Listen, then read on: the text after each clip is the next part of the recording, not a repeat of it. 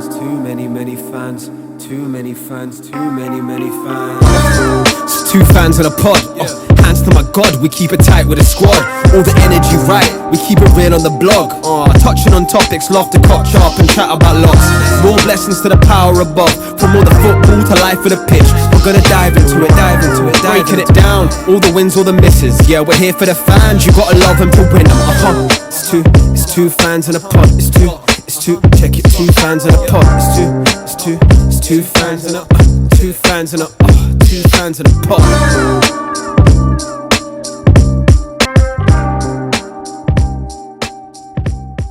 We're back on your screens once again after 2 seasons away. Back for the 24-25 season, bringing you all the insights, opinions, guest interviewees, and insights into the beautiful game that we all love, football.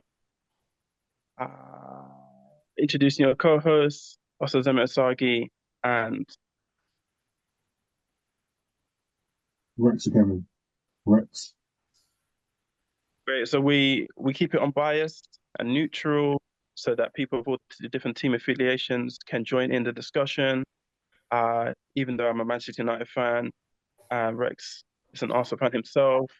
People of all different affiliations can be involved. So, and this season we're joined by a super fan who goes by the name of Mr. Wednesday, who's here to give us to gain the insights and who's that first of knowledge for the game that we all love, the football game. Well, nice. Thank you for having me. Thank you for having me. I'm here to present as the third wheel in this coupling that you guys got going on here. I hope I can provide some utility. So please bear with me. This is my first time on this fabulous podcast. So hopefully I'm not going to be a nuisance and I will be invited back for some more occasions. So we'll see how it goes. Thanks for having me. Welcome to 2005. It's a pleasure. Okay, so it feels like it's been a while, Rex. It feels like it's been a while, and now the season started again, 24-25 season. It's almost like a new start. Although sort of from last season, City won the title. There was some prizes, really, some real big surprises, like Villa making the top 4 Champions League. Arsenal going all the way to the end, like, with Man City. And there've been a lot of transfers this season. This summer has been quite a few surprise transfers. A lot of players been on the move, and let's see how that plays out throughout this season. Like what impact this will make. I just want to start with the transfers. Actually, I want to start with the transfer window, and how each transfer, how the clubs that they've gone about the transfers, and how would that impact their fortune for this season. So it doesn't have to be in alphabetical order or anything. It could just be we start with the bigger teams and then work our way down. So what have you both made of the transfer window? Well, there's still a few more days left. And how do you think that will play out throughout the rest of the season?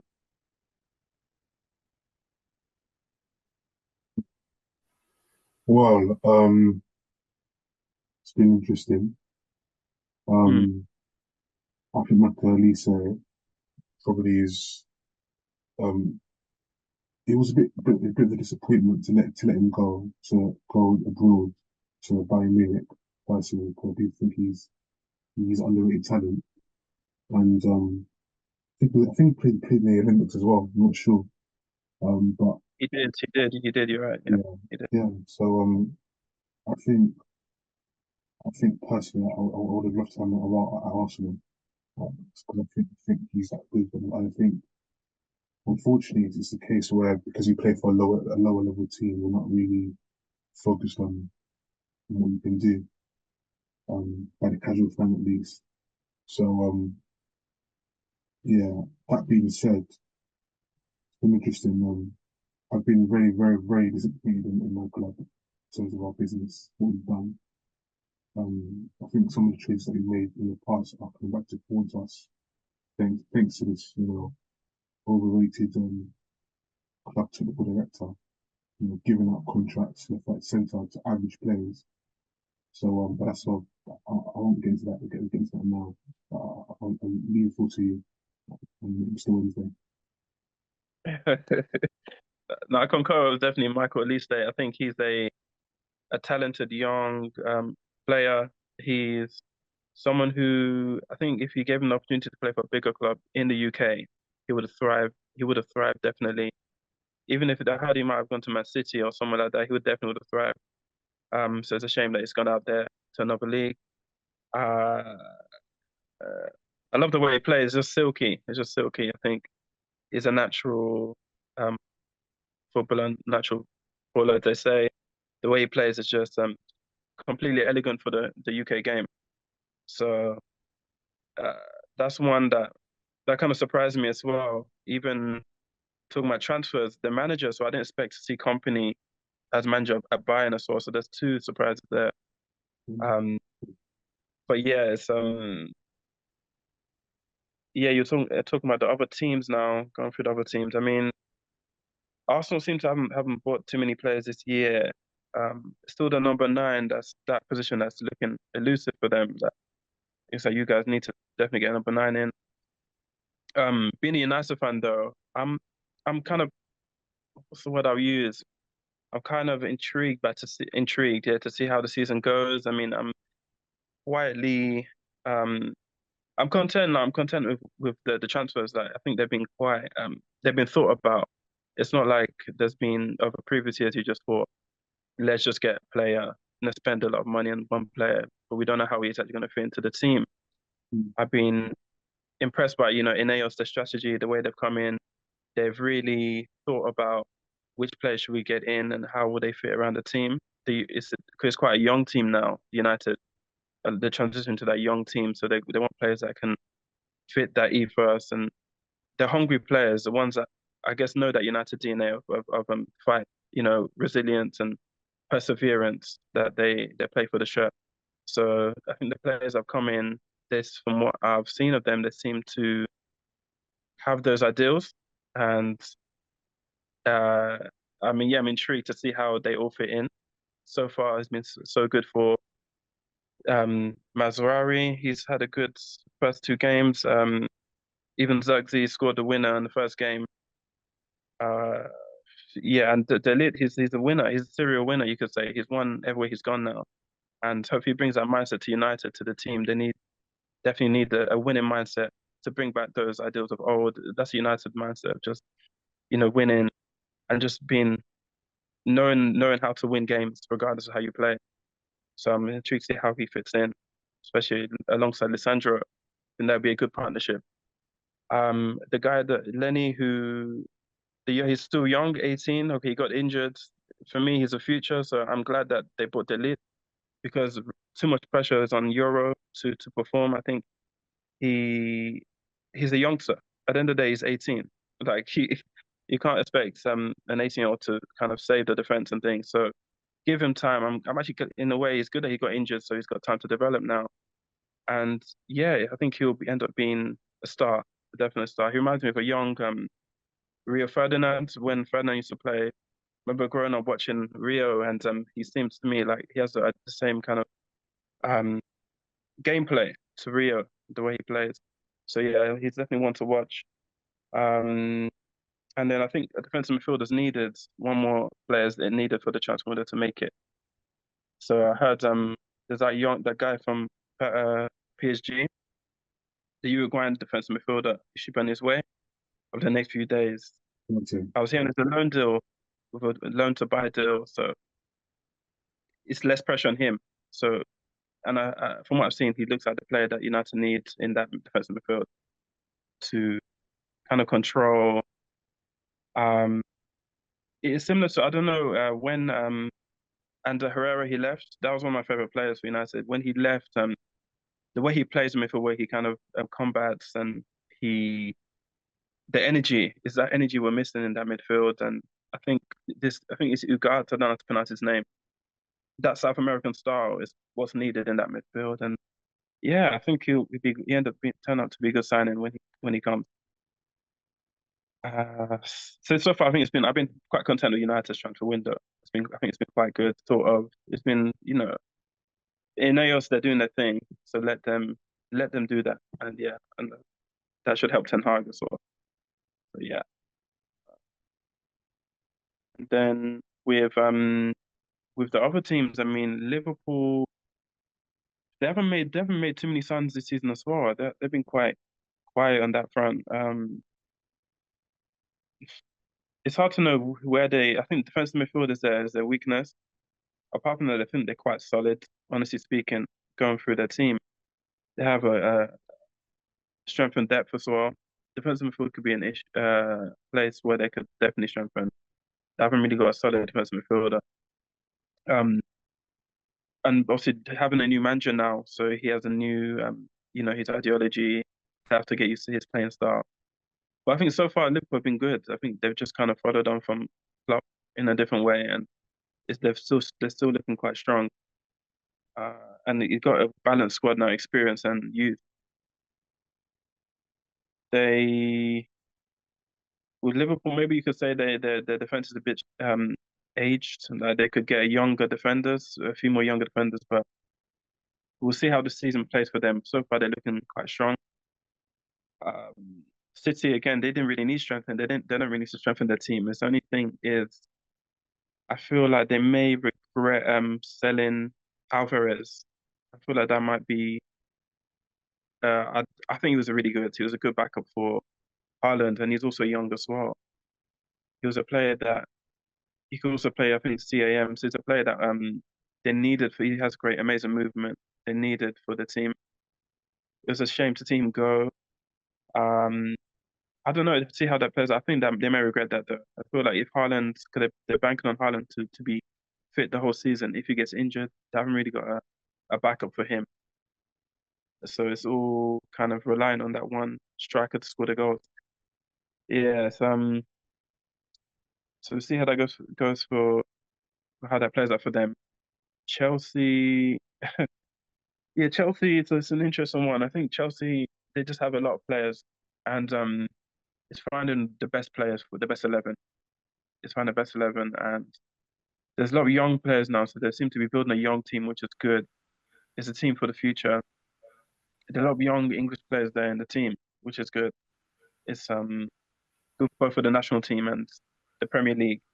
Um, they have I think they have kind of some too many similar players, especially in attacking midfield. This kind of players are kind of similar, have similar qualities. So it's it'd be interesting to see how they get on as well, Chelsea compared to last season, especially with a new manager in there as well, having Maresca.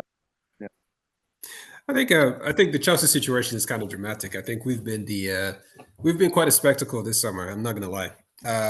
They especially with recent fiasco with Raheem Sterling as well. We brought in a couple of players, as you said, to occupy certain positions that most people have been questioning whether or not they've been, of any use, and especially on the winger side of things. And Pedro Neto, I think, was a good buy, but at that point in time, we were of the opinion that Raheem Sterling was going to be on that position, especially given his performance during preseason. We anticipated that this season would be the one where he would, in other words, flex his muscles, especially with Enzo Maresca coming in, and he also being a disciple of Pep Guardiola. You would think that he'd be able to transition, make that position his own. But it turns out that wasn't going to be the case. So his own situation is actually quite dramatic at this point in time, and it looks like he's going to be on the books for sale. We also had the Gallagher situation, which is another offshoot of the whole fiasco with what's his name with Pochettino last season, a player who he values quite a bit, but the club was quite eager to sell because they wanted to make that pure profit. At this stage, Chelsea are just start. I think to me, they're trying to find a balance between balancing the books and implementing a football philosophy that is suitable to the kind of players that they want to bring in, and you can see some of it starting to come into effect, especially with players like you know. Um, what's his name? What's that guy who used to play who plays for Leicester? Dewsbury Hall being brought in to help cement the philosophy of the coach that they brought in. So it's although it still feels a bit scattergun because on the one hand, especially with the Gallagher situation, where on one hand we wanted to get this Samuel Morodian kid from there, all of a sudden then switched around to getting in Joao Felix. Now, obviously, after today's performance against Wolverhampton, we were pretty impressed by it, but I suppose some people out there were still questioning why we got this guy in the first place, because we already had a bunch of players in those positions. Now, it just seems to me like the club are just sort of in a variety of different places trying to correct mistakes of the past, because we're looking at Chukwuemeka, who's been put down for potential sales. We're also looking at this guy Chalobah, who's also been put down for pure profit purposes. It's all a mess, if I'm honest with you, and it's hard to say whether it's been a good window or not, and it remains to be seen if that's going to be the case. There are some buys that I do think I can get behind. I think Renato Vega was a good buy. We almost like you spoke about Elise there for a second actually, and I think part of the reason why he left Bayern Munich was because we made him feel salty, almost like we basically made an agreement for him and all that, but suddenly he decided that we weren't showing that much intent on him. So, and obviously we weren't too keen on paying the salary that he was asking. He wanted something within the realms of 220 to 250. Obviously, Bayern Munich were offering him a little bit better than that, so he decided to ship himself off there. So, overall, it's been quite scattergun, if I'm honest with you. I do think that much of the cool stuff is gonna come next season when some of the players that we've invested in much more young. We've been looking for cradles to rob children from, because that's how we operate in these days. If you're above 25, we're not looking at you, right? So we got this kid William, who's supposed to be the next Messi from Brazil, and we also got this kid Kendrick Paez, who's in the same team who's plays alongside Caicedo in Ecuador. So that's another one we can look forward to. But it goes back to the point you make. How do we fit all these players into the same team? I mean, what's going to happen to people like Cassidy, who joined us last season and went on loan to Leicester before being called back? What's going to happen to Angelo Gabriel? What's going to happen to Ugo Chukwu? What's going to happen to these players? Even Disasi as well is being found. Apparently his position is untenable at this point in time. He might be sold. The one good thing I feel that as a Chelsea fan, and I don't know if you guys have heard this, we're actually getting rid of Lukaku. Finally getting rid of Lukaku. We are getting rid of him. He's going to Napoli. It's goodbye, good riddance. We don't have to worry about his salary anymore. We don't have to worry about his drama anymore. And, Kepa Arrizabalaga is another one that we're looking to sell off to Bournemouth. And we're hoping that, and again, kind of goes back to what Rex was talking about, buying players in the right position. We're now looking at potentially bringing in Osimhen to take that position up front. So I don't know, of course, that presents its own set of challenges. And we were talking about this some time ago. It's either he reduces his salary or Napoli reduces his his buying price. The guy is costing upwards of 120 million. Nobody wants to pay that amount of money. He doesn't want to reduce his salary. Chelsea are not too keen on paying somebody on that amount. And quite frankly, we have a history of bringing in Italian players from that league into this league, and they've not exactly performed. So there's I mean, as compelling as it sounds, there are a lot of risks associated with it. If you ask me, I would have rather gotten Samuel Morodian, as much as I didn't like him, but I could at least make the argument that we get him on the cheap and then basically build him up to be a good player. Funny how that turned out. This guy who they were asking us 70 mil, 40 million for, he's now gone off to Porto for how much? 15 million. That's what Atletico Madrid were trying to do to us. So it's Chelsea's attitude. It's just an interesting state of affairs at Chelsea. I don't know what you guys make of that. I'd be curious to know what you guys think. Yeah, no, I'm with you. I think this scattergun. It seems scattergun to me. It seems very not really thought of. It's more, let's just get as many players in the same position kind of thing, and just not even think about how would they fit. Just let's just see. Let's get the best young player, or whatever, and try and make them fit. Try and make them fit, and a shoehorn the players. So. I mean, yeah. Rex, what do you think? I imagine would you rather be Chelsea at this point in time? I mean, you obviously have your complaints about Arsenal. Do you want to be us? Do you want to switch places?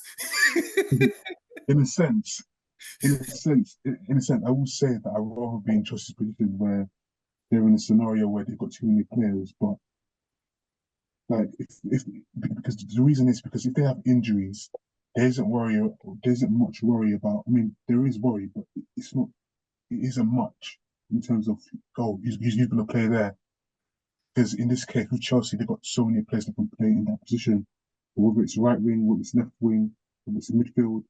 So even though we've been better than, even though we have been better than Chelsea in the last 3 seasons, I would say that I rather be in their position in terms of having options that can play in a certain area on the pitch. So yeah, Because yeah. if Saka gets injured, you don't have anybody to play down It's like that right hand side. Yeah. well. The thing is, Reece Nelson, clearly the manager clearly doesn't trust him.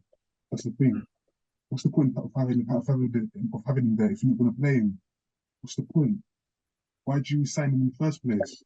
So it's like, you know, makes no sense. And Smith Rowe left as well. So Smith Rowe, which I think for his career he had to leave because Arteta Mikel was just not playing him, and I think he scored his first goal yesterday. So yeah, I think the issue is very polar opposite with Chelsea and Arsenal, whereas the issue with Arsenal is more so the manager and the fact that we always leave it too late and we're too short in certain areas. Whereas with Chelsea, it's more of a board issue. It's not really with the manager because Poch wasn't that bad last season, and Maresca looks good. He was a decent manager at least. So it's more of a board issue where they buy so many players and they give up these death row contracts, 8 years contracts, which no one's going to pay. So it's very polar opposite in the same vein in a certain way. I suppose Very job polar opposite. security is a very good selling point if you're a player. So if you get to go and play for a club for 7 years and you can guarantee that paycheck week in, week out, hey man, it's a good sell. I imagine that anybody who's been offered that on the table will be taking that hand over fist. But I got to ask you though, what do you think Arsenal could do this season for you as far as the transfers is concerned? Like, we talked about it at the beginning. You felt like they weren't focusing on key positions that needed to be sorted out. And in their case, I think is the striker position. How would you Yeah. feel if Arsenal were to come out of nowhere and, purchase an Osimhen? Because it looks like the kind of stuff you guys would do. You guys would basically just go in and, like in the last minute, tell them Osimhen, we're happy to pay that 200K a week. You can come here and sign, a 5-year contract, no death row nonsense. You'll be good to go. Score for us. Do you think he's the kind of player you need? If not, who else do you have in mind? Well, the ideal the ideal striker that I would have loved for Arsenal to buy. It was 2 years ago. Was Isaac when we had a chance to buy pays release clause, but then we didn't buy. We didn't activate it because we didn't think that he was worth that release clause. So that he would have been my ideal option, but Arsenal said no. Then it'll be Ollie Watkins, but obviously it's not going to happen. That fell through.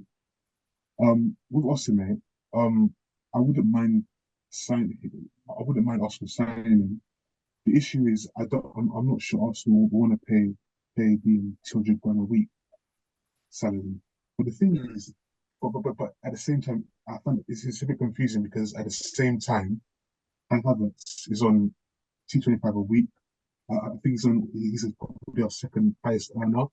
So it's crazy it's a bit nuts to think that Arsenal wouldn't pay this guy's salary, but this average player that he bought last season before last, he's nowhere near his head level, and is well paying him a lot of money. So at times they just confuse me, honestly. And so I would be happy if they bought like a striker like Goalscorer or Osimhen. I definitely would be happy. Or even Ivan Tony. I mean, that would be so bad. But I don't see it happening personally.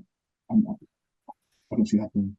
I think Ivan Toney is a realistic prospect, I think, for you guys, because he certainly strikes me as the kind of player who would fit right in. Although it's a wonder why nobody's going for him. I don't know what you make of that, Ozzy. But that's the issue. That's the issue. Yeah, that's the big issue. Yeah, with him. Yeah. I think with Ivan Toney, right, he's kind of proven striker in the league, in the Premier League. He's shown that over two or so seasons for Brentford.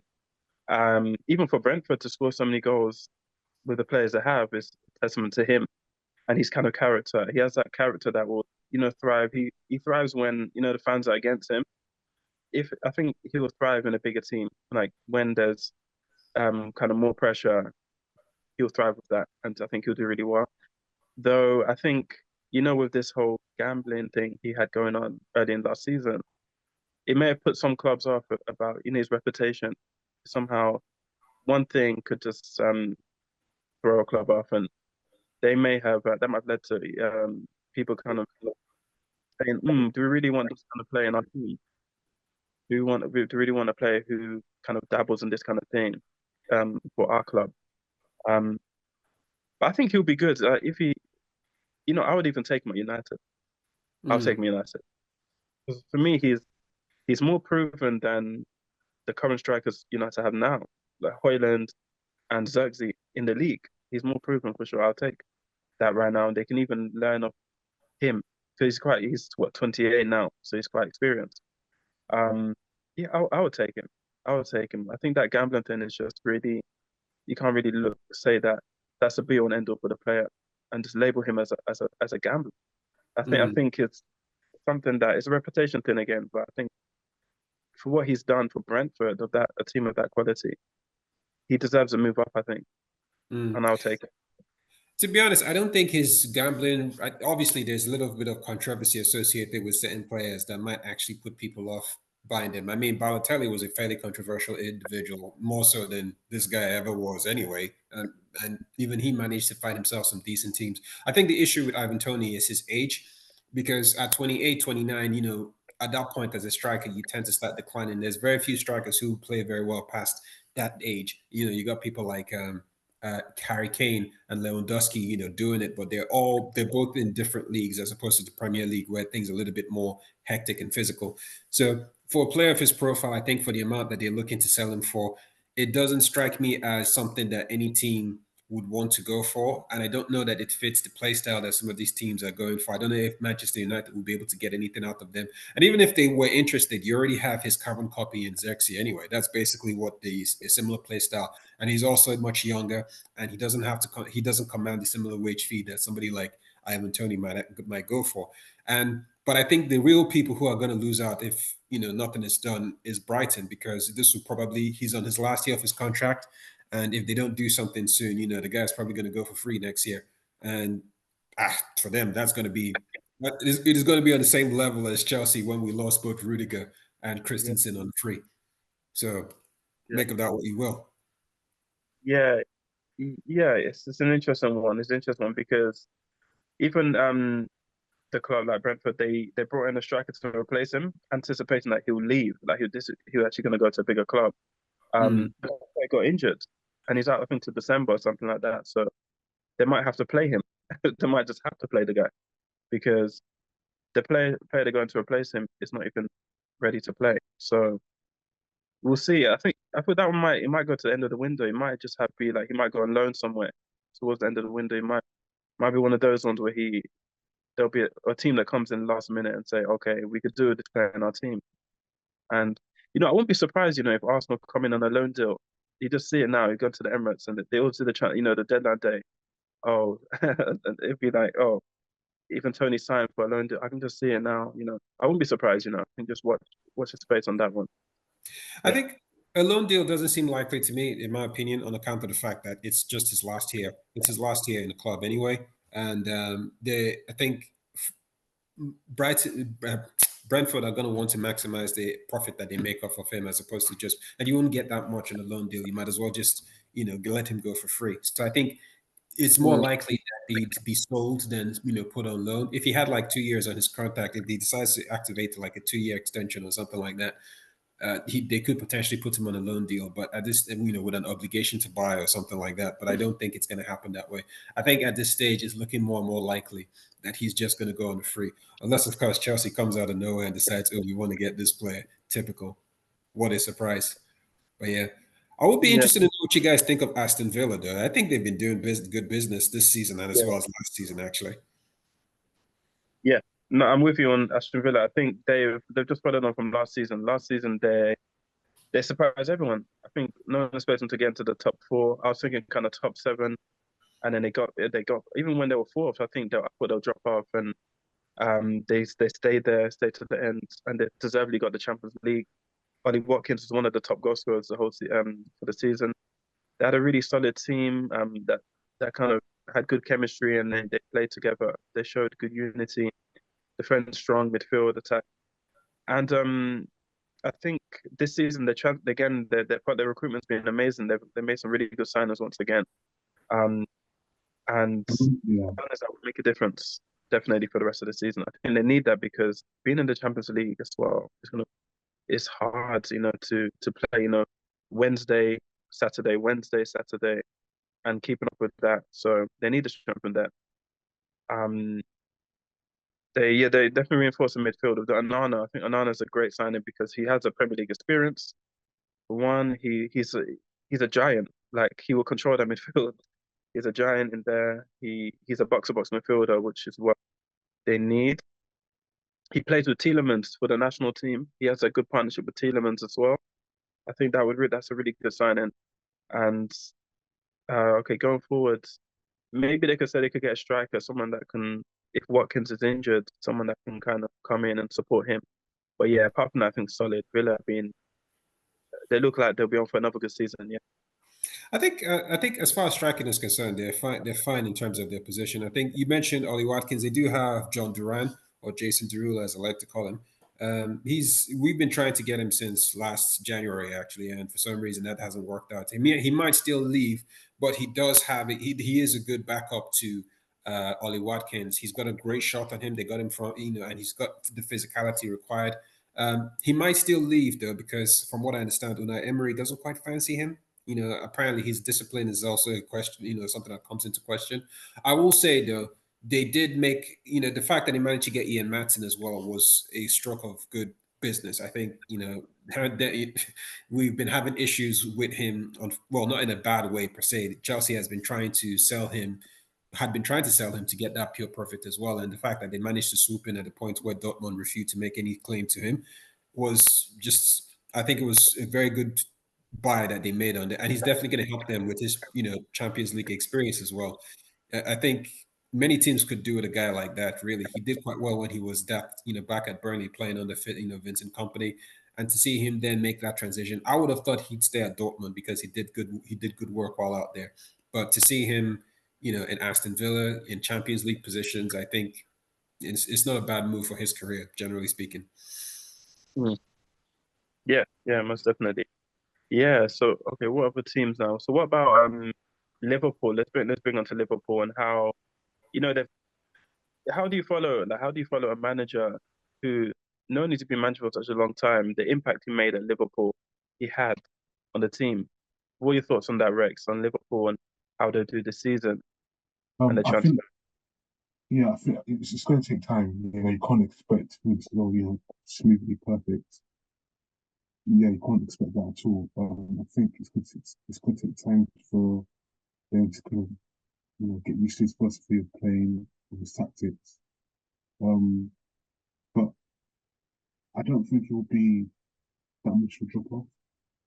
Um, because obviously with replacing Klopp, there's going to be a huge dip in terms of um league possibly league position in terms of they may not be as aggressive because of the new philosophy of Arne Slot. But with that being said, um, I think Arne Slot can be a great manager in this league. I think once we get his own players, I think that's when we see it. That's when we see a greater picture of what he's all about and what he's still in the Liverpool team. So yeah, that's what I would say to that. I think we need with new managers, especially with new managers that come from abroad. Mm, It's going to take time. It's going to take time. mm, I do get the impression though that he's a better manager than Ten Hag in a certain sense because mm. Ten Hag seems a bit static, whereas Arne Slot, from what I've seen of Liverpool so far, they seem a bit more um, straightforward in terms of their counter attacking. So yeah, Would you say it's they're not. more fluid? Yes, I can see. I get that, and s- they've been a bit more fluid in the way they play.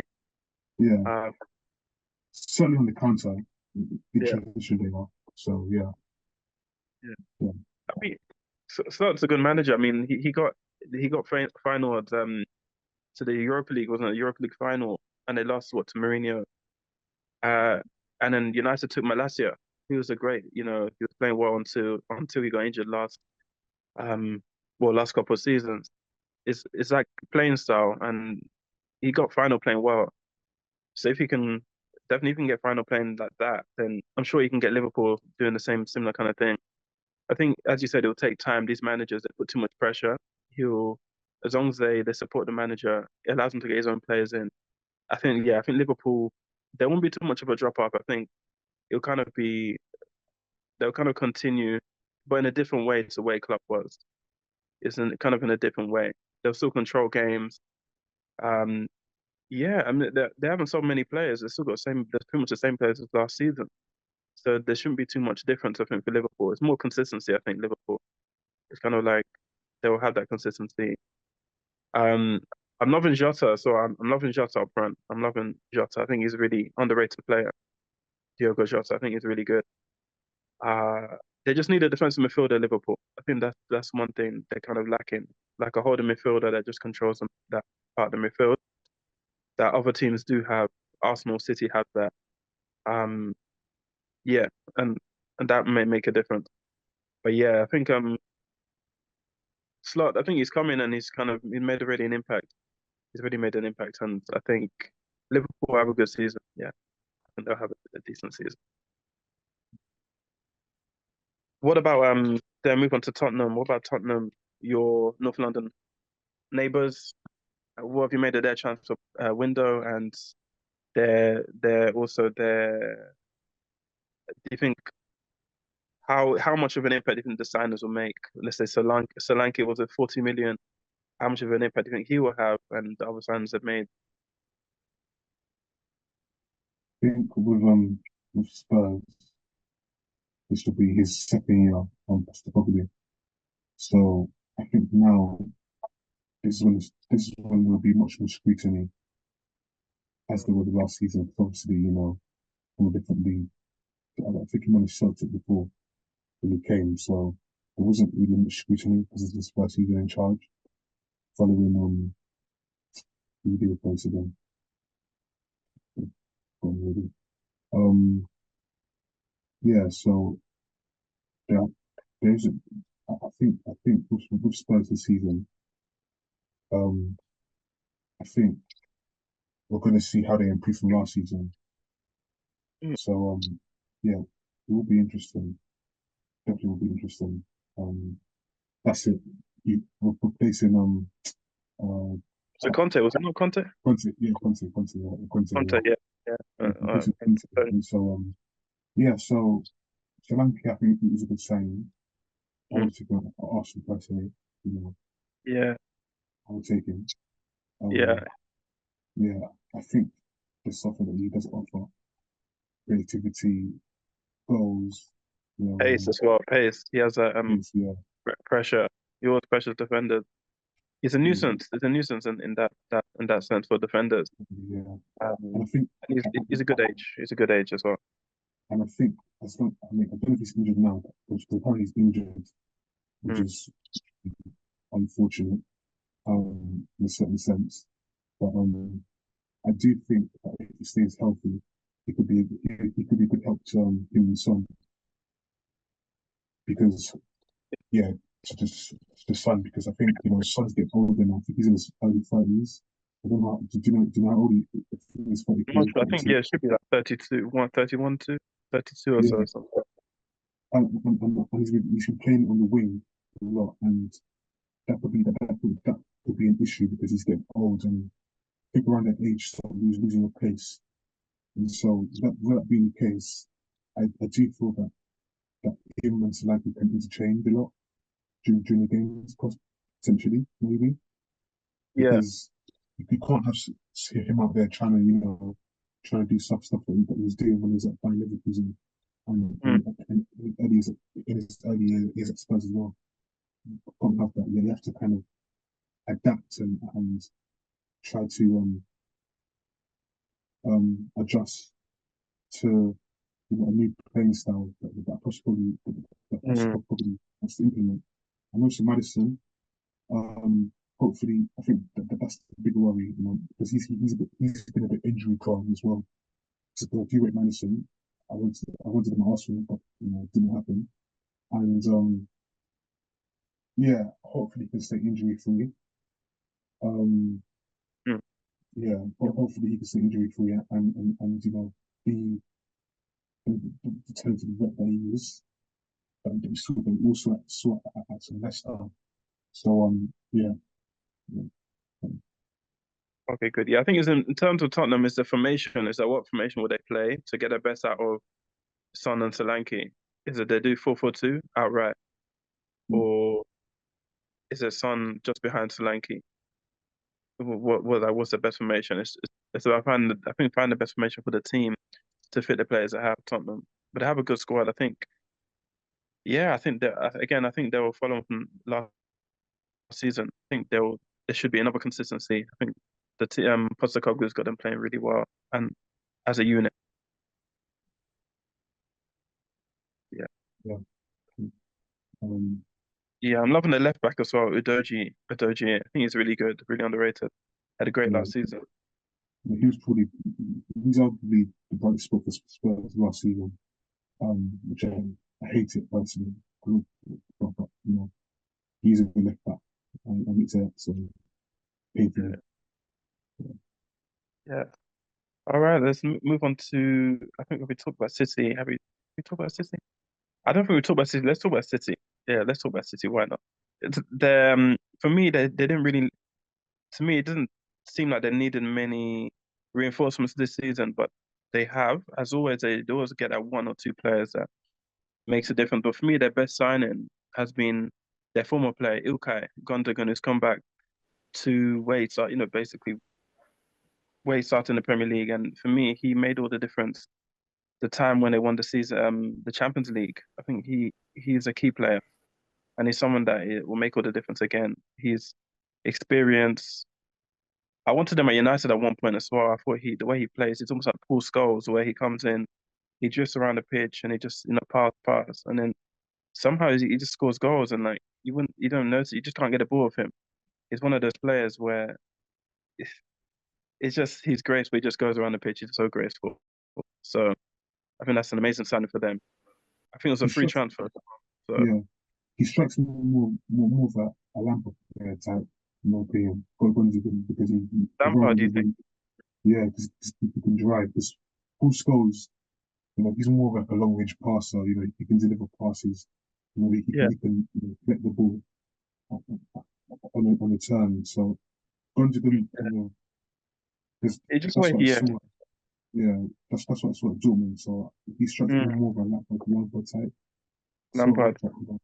I could be He, wrong. I could be wrong. yes.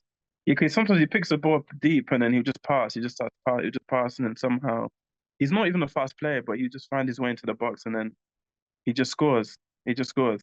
He's very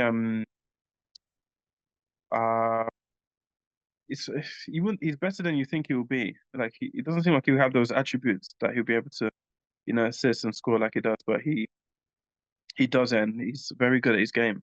Dynamic player. So credit where credit's due.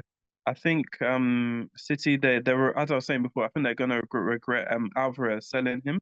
I think he was a great backup for Haaland, and the way he played last season for his first season in the Premier League, especially coming from South America, a league that's not even well known, and making such an impact. I think he would have been key to have around again. If Haaland doesn't gets injured, what do they do? What's their backup plan? So I think Alvarez selling him, they got a good deal for him, yeah, but I think that they'll regret that. I love the way he played, and they got that winger from Brazil. Is it Savinho? I don't know how I haven't seen much of him, so I don't know how good he is. Um, Good. He's really good. he looks good from the first two games, but I don't know. He could be one of those players where I mean, he's reminded me a bit of Mahrez. He's even got the same number, where he comes in He'll a get, little bit lightweight. yeah, but he'll get used to it. He's very young. I think he's 20 years old. So I think eventually he's gonna, build some muscle. And Yeah, yeah, he's really like the technique on that guy. yeah. Very clean, very clean, very dirty. Very clean, It looks very silky. clean. Looks silky. Is that Samba? He's Yeah, bringing that Samba silky. style. Yeah, exactly. He's an old school, he's literally an old school footballer playing in today's age. Very old school. Yeah, like Ronaldinho, Yeah, Ronaldinho. Who else? Robinho at the Gazza, time. Robinho, Rubino, yeah, Gaza, a bit, Kaká. Gaza, Yeah, Kaká, exactly. Old school footballers. yeah, Yeah, yeah. yeah. So he's Very, another good signing. I mean, yeah, he's another good but, signing. It didn't but cost him this, much as well. this is what I'm saying. The main thing is down to recruitment. I think City have the best recruitment team in the league. Not even close. Yeah, They have a very yeah, good recruitment team. They know to scout. They know who they want. They know to watch out for. yeah. Perfect. The scouting That's team, yeah, they got scouts on every continent. Pretty yeah. sure. We And don't it's, we don't have that clearly. yeah. Yeah. So I'm glad United. So United learned. They're gonna take an City's like football director and brought him to United. So that is gonna. Let's see how that plays out this season. Um, yeah, you got to learn from you got to learn from the best. Even though it pains me to say it, they've been the best. They've been the best for the last however so many years. I don't even know how many years now. They've been the best team. It's been more than five 11, anyway. 11 Yeah, years. exactly. I don't know how many years now. They've been the best Yeah. team in England. So you got to learn from them. You got to take notes and yeah, and implement that into your playing style. So Yeah. I think yeah, City have had a good close season again, and we'll see how. But I don't know. What do you think about Alvarez leaving? What are your thoughts on that?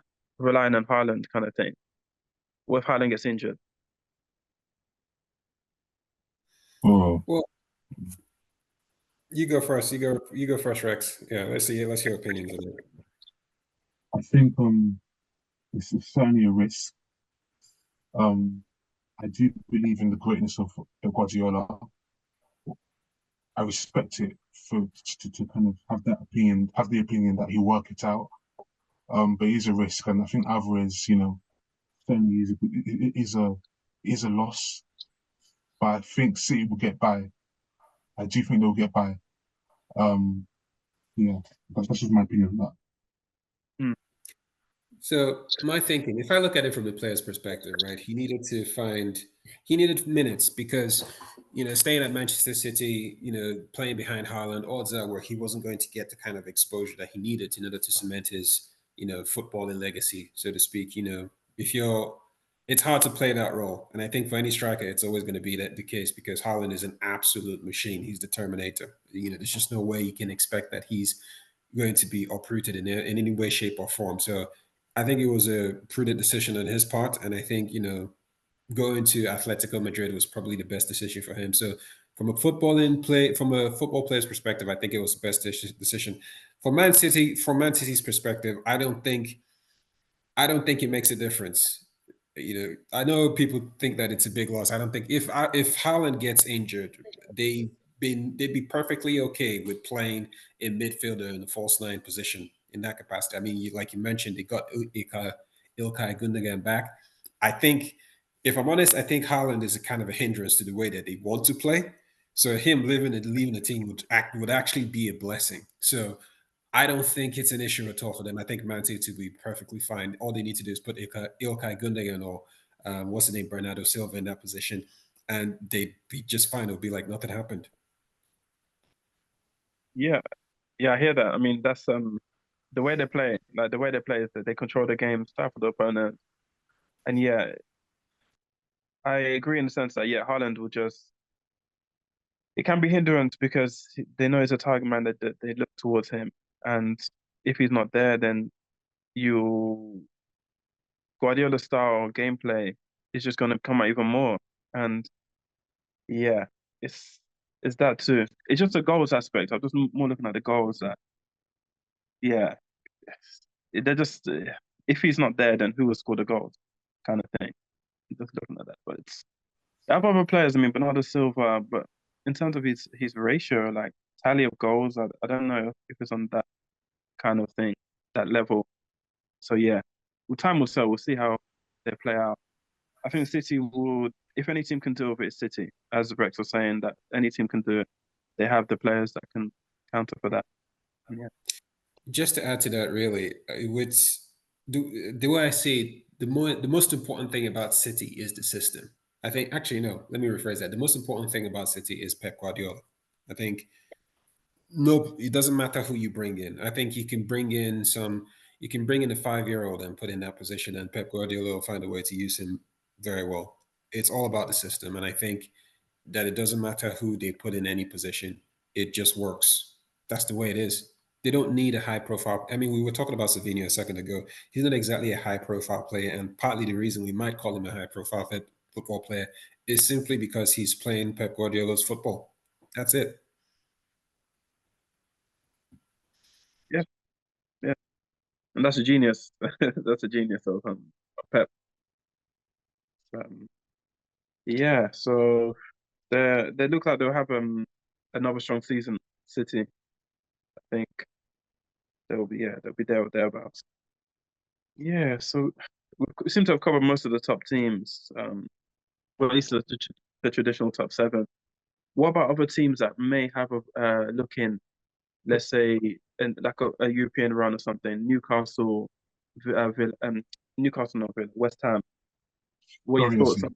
on the way they've gone about their transfers this Sorry, season? Yeah. sorry, Izzy. There is the issue of 115 though with City. Just to put it out there briefly, Okay. there is that issue. So you see what happens. I think they'll get by it, but there is that. So Hmm. keeping out Yeah. for that, keeping out for that. So I'll leave it. All right. Yeah. So I've got to say.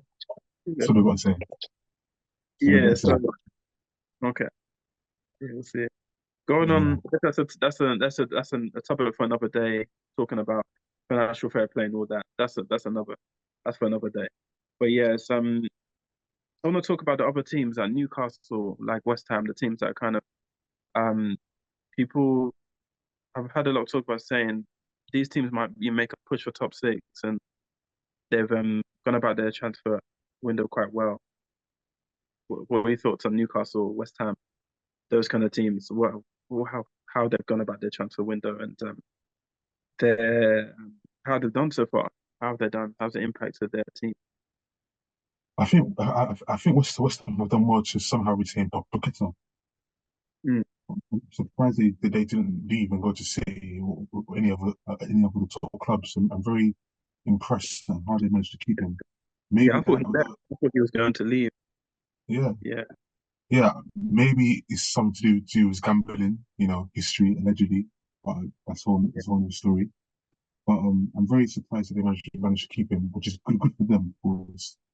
And I really kudos some that we should have got him, but Arsenal being Arsenal. Um, yeah, and also they signed someone else. did Sure, they they sign did. any strikers? I don't think they signed any strikers, but They signed Wan-Bissaka from Manchester United. I think that's a good buy for West Ham. Yeah, it's a Defensively. good buy. yeah, I of think course, that's yeah, I would say that's more his level. No yeah, disrespect definitely. to him. I think he seemed to have been swallowed in the expectation of playing for such a high profile club. He's a great defender, but I think you could tell with him he's a player that he feeds on confidence. Like if the fans on his back, I think it may affect him as a way he plays. I think this is his kind of his level of playing. Um, and I'm happy for him. I hope he does well. I hope he does really well. Yeah. I think another good buy that West Ham made, you were just talking about strikers actually. They brought in Fulkrug from Dortmund. Yes, they did buy striker then. Okay, they Yeah, did. Yeah, I was wondering about that. Oh yeah. yeah. Oh, it's a good signing. I watched him at the Euros. I thought he was quite good. Although I think it's on the isn't he on a bit of the old? Is he not 30 or something? Or he's not? He's not a young striker. Right? He's up there in terms of age, but I think his profile is he's a different profile to what they're used to. He's somebody who works very hard, which is not something that they had with the other Italian guy they brought in some time ago. He was much more Yeah. kind of like silky, sort of like put it on my foot and everything will work out. He's a guy who likes to get involved in the play, and he's got a good goals ratio, and his height is also a very good added advantage because this guy, what's the name of that English player? Gareth Bale. Ward Ward Oh, Prowse can put it in his head, quite easily. So that's something that I see working out for them. It was an yeah, intelligent, but I think it's a good signing. That Lopetegui is a good manager as well. So they've Yeah, got it good now. It's an improvement on Moyes from last season. So I think they'll have a yeah, stronger season than West Ham. They're strong in defensive midfield. They're strong, in defense as well. Suchek is good as well. Definitely underrated players. Got sure. some good players there for sure. Sure. Yeah. Who's a goalkeeper for West Ham again? Who's in goal? Fabianski. Areola, Is it Ariola, Suarez? Areola, sorry. Yeah. yeah, he was Yeah. formerly he's been with them for like 3 years now, and I think I think he's a top goalkeeper. I think he has the potential to go to a top team someday, and to But have wasn't that guy he, back up yeah, your defense is confidence yeah. boosting. Wasn't They he at also PSG? just A while ago. A while ago. Yeah, they also got rid of Kurt Zuma as well, so it'll be interesting to see who they bring in as a defensive cover for that to replace him. I think they have an aging defense at this point in time. They probably need to bring in a few players in order to solidify that position. Mm-hmm. Defense would be their Mm. weakness, if anything. Yeah, most definitely. Mm. But yeah, I think they'll start this season for them. What about Newcastle? How how how how's their window been? And is there anybody you think they should strengthen anywhere in their team? Do you think? Yeah, because they have a lot of money. They're backed by Saudis, so they have a lot of money behind them. Could change. Yeah, that could change though. Apparently, it could change, but I won't go too much into that because it's a bit complicated. But tonight, I think their midfield is returning from a suspension. Tonali, he's coming back. So Also, yeah, yeah, yeah, yeah. and also last year, I think the issue was they were dealing with so many injuries, to so many of the players, which is why they were very weakened during the season and didn't finish as high as they could have. Mm. And I do respect Eddie Howe as a good manager, and I feel that now that he's got his team, he's got players coming back from injury. I think it'll be a bit different than it was last year. Um, Mark Gay would have been a great signing for them, but Yeah. hasn't worked out. So Mm. yeah, obviously they've got Isaac as well. So yeah, Yeah. Yeah, I think it'll be a good season for them. I think it'll almost be similar to the season before last, where they came fourth, wasn't it? Or was it mm, fifth? Well, a similar season where I think they'll just um now they haven't got Champions League. I think having the Champions League was a hindrance for them. So having that now, just no European football, they just focus on the league. I think that they'll end up, yeah, I think they'll end up having quite a good season. Definitely stronger than last season for sure. And yeah, Guehi would I have been think amazing. Yeah, absolutely. I think to add to your point, actually, I think with Newcastle situation, as long as they can keep their players fit, I think they're going to have a pretty decent season. And I think, and there's a couple of players who are coming into the squad. I can't remember Lewis Hall, being a new left back acquisition that they made from Chelsea last season. He's an amazing mm, player. Stepped up as a midfielder, has pushed onto that left back, is going to be a good Yeah, introduction to the team as well. I think having and they lost get, out to Gahey, I think they might actually after having lost out Gahey, I think they might go for Chalobah, who's not a bad alternative, and they need to find a right-sided wing back. The guy, the Paraguayan player whose name I don't recall, yeah, was I think at some point he was looking to leave, and they were like circling around Madueke to replace him in that position as well. mm, That would probably be mm, a very good buy for them. If they don't get him this season, I think they're probably going to come back next season for him because he would definitely work well at Newcastle. But their midfield options, I think they're pretty solid. They still got Guimaraes there. Tonali, obviously, having been banned throughout last season, is basically a new player this season. I think they're pretty good to go. Maybe if they buy another striker as well, because this guy, what's the name of that striker that they have, the English guy? He's prone to injury. So if they can oh, bring in Wilson, another Callum striker, Wilson, Wilson, Wilson, yeah, yeah, Wilson, if they can bring in another striker to sort of compete alongside Isak, at least to protect them for potential injury problems that they might have during the season, that would give them pretty much everything they need to be stable going forward.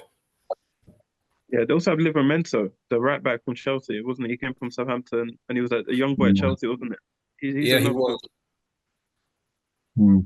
So I think another it's, good. yeah, I think your friend's Almiron. That's his name, yes. Ruben Almiron. Right. Yeah. But you don't think he's that good? I think he's energetic, like he's got the energy. Um, You remember that maybe he year? hasn't got the physicality. Maybe he hasn't got the Yeah. physicality for the Premier League. Maybe that's what he's lacking. You Yeah, remember? But he's got, yeah. he's on the older side as well, so he's getting older. He Yeah. doesn't look like he's on the older side, so they're keen to get somebody to take up his position and provide the energy they need on that right hand side. So you're right. I think physicality and age is a factor in in their decision making on him. You remember that season when there was this whole hashtag Pele Amaron because of what Grealish said before, and then every every time we score a goal, Yeah. hashtag Pele Amaron in response to Oh right. Jack Grealish. Everyone was just kind of gassing him up, and so Yeah. yeah, yeah. I I mean, yeah. remember that. He's like a cult hero, some kind of cult hero for Newcastle. They love him anyway. He's a fan favorite. He's a I mean, Geordie. hmm, maybe. Yeah. Because when I think of a cult hero, I think of someone like Lumberg, who wasn't the best, but cult Oh, hero, or oh someone yeah. like Divock Origi, cult Oh hero, yeah. wasn't the best.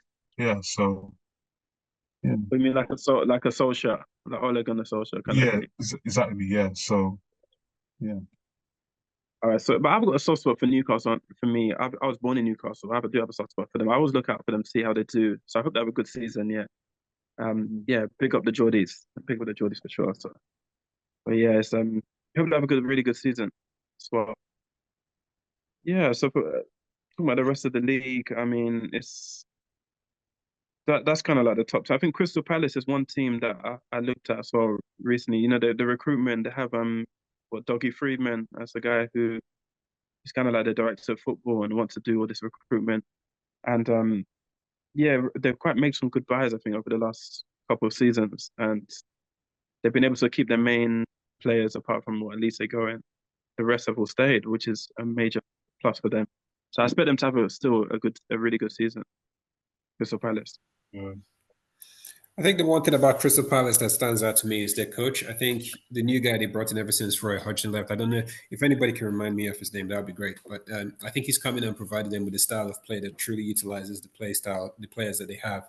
I think they still need somebody to replace Olise. I think the guy they got there at this point in time doesn't quite have the same pedigree. Although replacing Olise is a tough task. If I'm honest with you, I don't think anybody could live up to that. But if they can get a player, they were also looking at Madueke. Everybody has been crying out for Madueke this entire season for some strange reason, and after the hat trick today, I suppose I can understand why.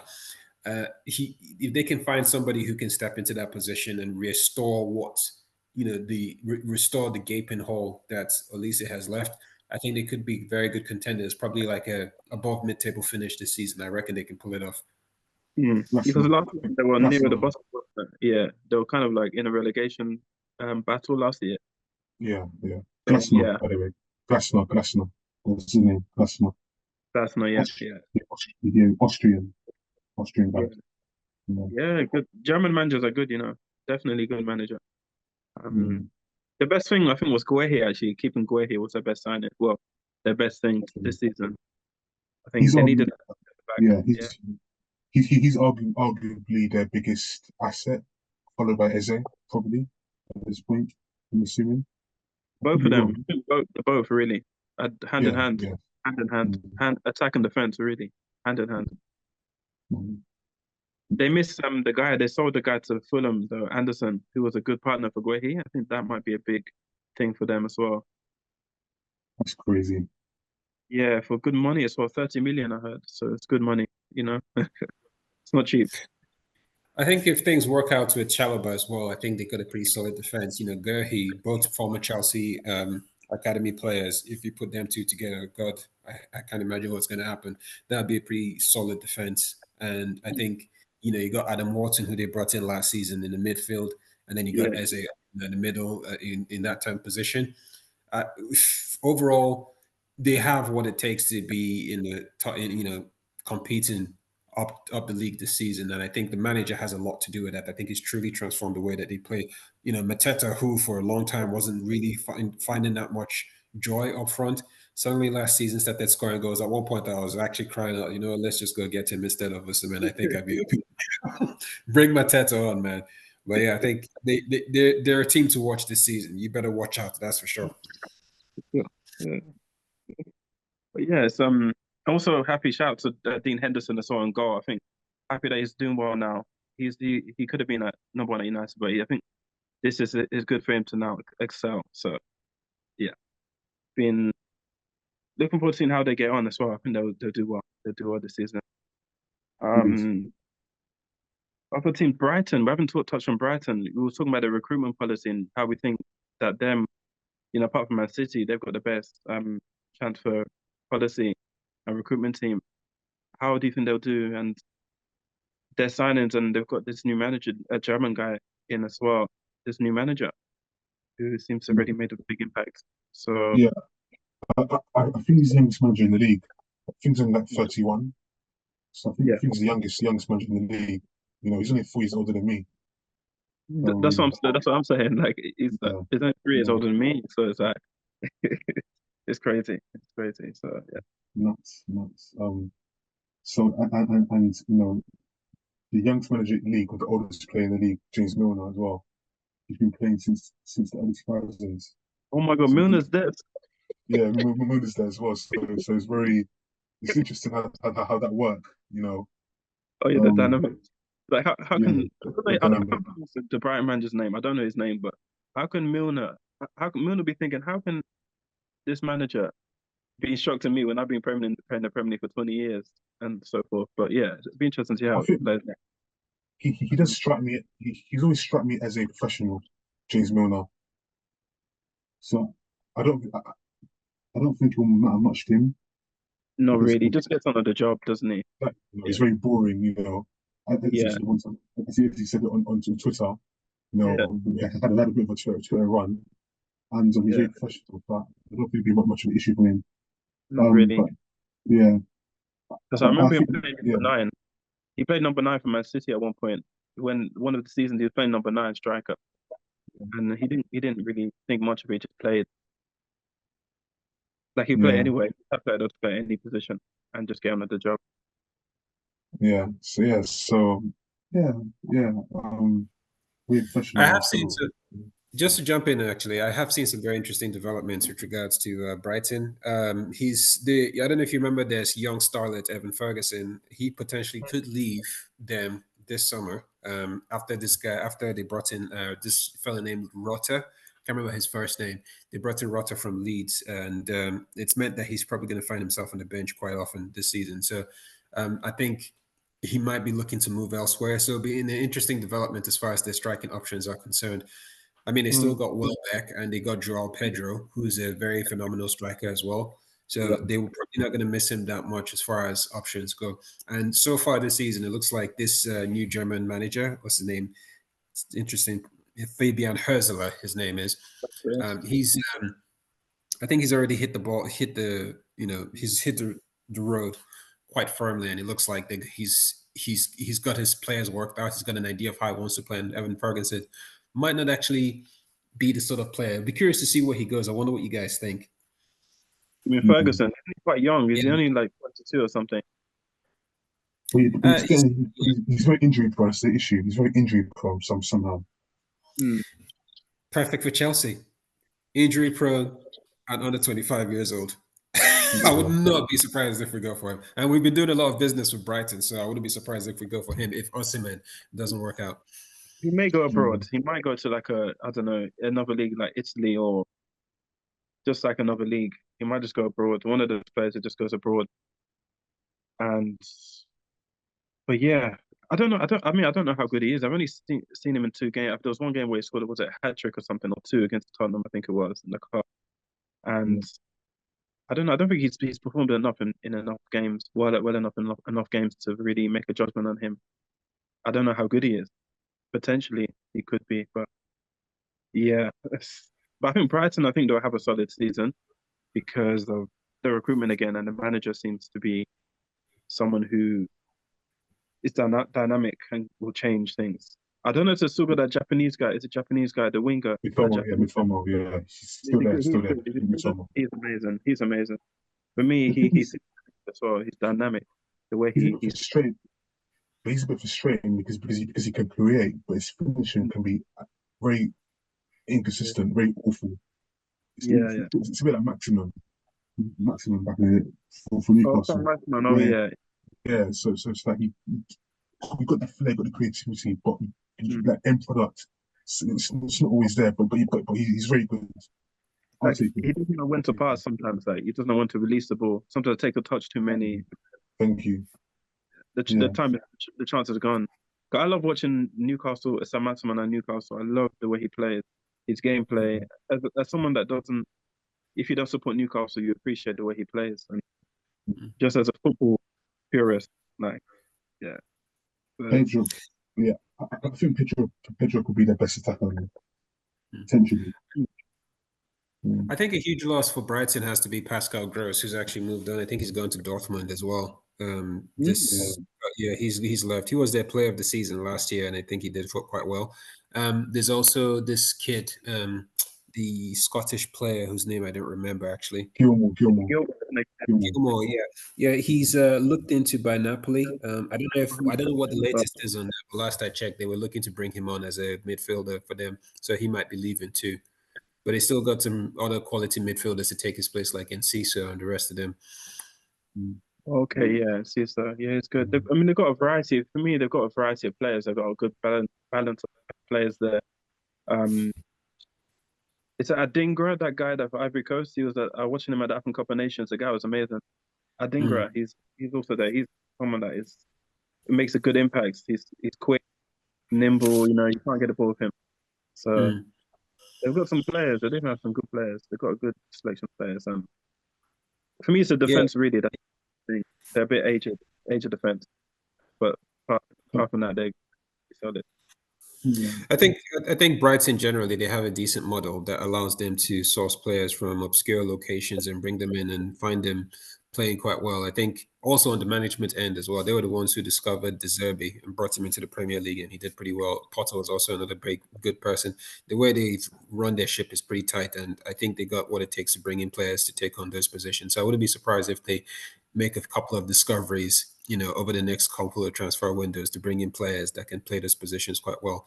And with a manager at 31 who seems to know his stuff, I think they've assured themselves a lot of longevity in that regards as well. Yeah, Yeah, I think Brighton are probably, arguably the second best club of the city in terms of knowing how to run a recruitment after yeah, personally. They're probably the second best at recruitment. And also to add to what Mr. Wednesday said, they certainly know the profile of manager that they want. Whether it's ever since they sacked Chris Hughton, they've managed to kind of get, be spot on with their appointments, or whether it was Potter, whether it was De Zerbi, or whether it was a bit overrated, that's one other story. But whether it was this guy here, got his name now, Fabian Hersler. Fabian The- Hezler, yeah, Fabian Hezler. They always seem to find a way to kind of get these gems out of nowhere, and then next thing you know, every club in the world wants them, whether it's player or manager. It's like they're not right, to right. recruit. Yeah. You're right. I can Follow on attest for that. to that. Mm, I can attest to that. We went and bought, Caicedo off of them for like 111 million, most yeah. expensive player in the Premier League now. Yeah, exactly. Yeah. That is just hopefully. I think the danger for them will be this. You remember Southampton? Like, okay, they're back in the Premier League now, but there's a period Yeah, where Luke Shaw. Yeah, there was a period where Southampton had these players, had these general players, Van Dijk, Mane, Luke Shaw, who's But Wasn't make it sure, Lallana that at the time, yeah, right? Lallana, Gareth Bell, Theo Walcott, these highly rated youngsters, yeah. Yeah. And I guess the issue became was that they didn't really reinvest and eventually got relegated because there wasn't really proper, proper reinvestment. They had all these general players, and obviously the manager they once had Poch, so then they got relegated. So I guess the danger will be that Brian won't make the same mistake. That would be the hope that fans will have, that they won't be like Southampton finding all these gems and not doing a real reinvestment of the profit that they make of them, and hopefully they'll get it like eventually, if that, as long as they make the right reinvestment, it should be fine. And maybe try and challenge for some silverware as well. Yeah, have a good cup run. Yeah, Yeah, yeah, like go for a cup run, FA Cup, yeah. Carabao Cup. That would be perfect. So hopefully, for their sake, they won't end up like Southampton. But we've only Yeah, just recently got back into the Premier League, so yeah. yeah, True, yeah, true. Big up Southampton as well. yeah, Yeah. yeah. But yeah, no, I think Brighton, they got the best deals. They get the best deals. They get like players on the cheap, but then they sell that same player for almost like they get so much profit. Their return is crazy, 50 Mm. plus of what they bought him for, 50 million plus. So they're Is, definitely the best, I think. is I it get is his so name Matt Bloom? So is that his name, Matt absolutely Bloom? Bloom, Matt Bloom. Bloom. Yeah, Yeah, Matt yeah, Bloom. Yeah. I mean, it's like last year, like last season before last season. It's like, all right, this Casado deal, we're getting it done tonight, and they got yeah. it done. Made them pay 150 million straight Honestly, up. Mm. he doesn't. He Sanchez, doesn't push up. He doesn't. He doesn't. Nah, Correa, Correa as well, Correa as well, and Sanchez. So yeah. yeah, Oh, yeah, Sanchez. Yeah. yeah, yeah. To Rex's point, really, I think the biggest issue they're going to have is player, retention. Because if they don't, justify their themselves by winning trophies or competing at a higher level than where they are right now, they're just going to be labeled a selling club, which is what they are currently. Because they always bring in the best players, they play well, they bring in the best managers, and they get sold on for quite a hefty amount of money. So the hope is that it wouldn't be that they need to transition into being like a competing team if they want to ensure the sort of longevity that you're talking about. Otherwise, it's just going to wind up like a Southampton, as you described there. Exactly. Yeah. Yeah. Yeah, that would be the issue, and hopefully, the owners and board members will recognize that danger and act on it as soon as possible. Mm. Yeah, because they've got a really good setup. It's what we should have Arsenal, but it's one of so. Yeah. Yeah, I think for that, Brighton almost need to make more statement signings. They need to buy players that are better than the current players there. They need to just buy a player that's just like, that raises a level that's better. They need to just buy couple players that are better than, let's say, a defender or an attacking player that's better than the ones they already have. In that way, they will just, yeah, mix. they Yeah, just believe yeah. that they, Mix it up. Get gems, but also have experience at the same time. yeah. You know, yeah. Like, didn't they get that guy from Barcelona, Ansu Fati? He came just on loan. But the player, they're thinking, oh wait, we can get a player from Barcelona, even if it's Mm. a loan deal. It just raises the level of the players, that their mindset. Is he that They, good though? Fati, is he that good? I Really? think he's quite good. He just said he had injury. He had injury problems from what I Fair saw. enough. Fair enough. Fair enough. Yeah, Yeah, but I think The Ansu Fati loan didn't quite turn out the way that we'd hoped. I think he came in for the loan and didn't really, light up the season as they did, as we were hoping that they would. But to your point, actually, in terms of like bringing in players, one of the issues they have is, like I said before, they are a selling club, so they don't really have the reputation to get a player of a higher magnitude to come in and play for them at this point. The best they can probably hope for is to get a player who's on decline in their career, in the same way that they did with Welbeck and what's his name, Milner, to come in and provide that experience that they have as well as the pedigree. So maybe at some point, the more they're able to bring in players of that quality and develop a name for themselves, at that point they could potentially start attracting the more high profile sort of teams. The impression I have for them is that they're going to become the new Tottenham if they manage to push themselves up to that level where they could. Um, You see the look on Rex's face. I mean, Tottenham, I mean, Yeah, go talk about that point where they're basically getting more and more high-profile players, into the team.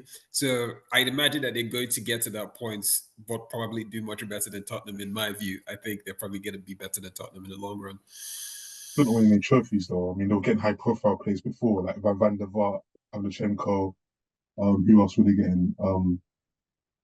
Bell wasn't really a huge profile at that time. He was more of a gem, but they were getting Luka Modric, probably in recent years their best ever player of all time. In recent Yeah, years, Berbatov before Berbatov. Berbatov, yeah. So I mean, but they're still not winning any trophies. Harry Kane, who Mm. more of an academy signing from Arsenal. So yeah, I mean, it is a compliment, but at the same time, they're not winning it. They're known for putting trophies, so yeah, they haven't won since for like 14 years. So And they I will mean, continue to not win any trophies. Okay, it's yeah, just, it is what hopefully, it is. Okay, hopefully I pray to water, that. wet. Yes, hopefully I pray to that. Pray to that. Yeah, so yeah, that's yeah, Even that's though, even though we're rivals, technically speaking, yeah, I think we can come to agreement on that. They won't be, they'll be who they are.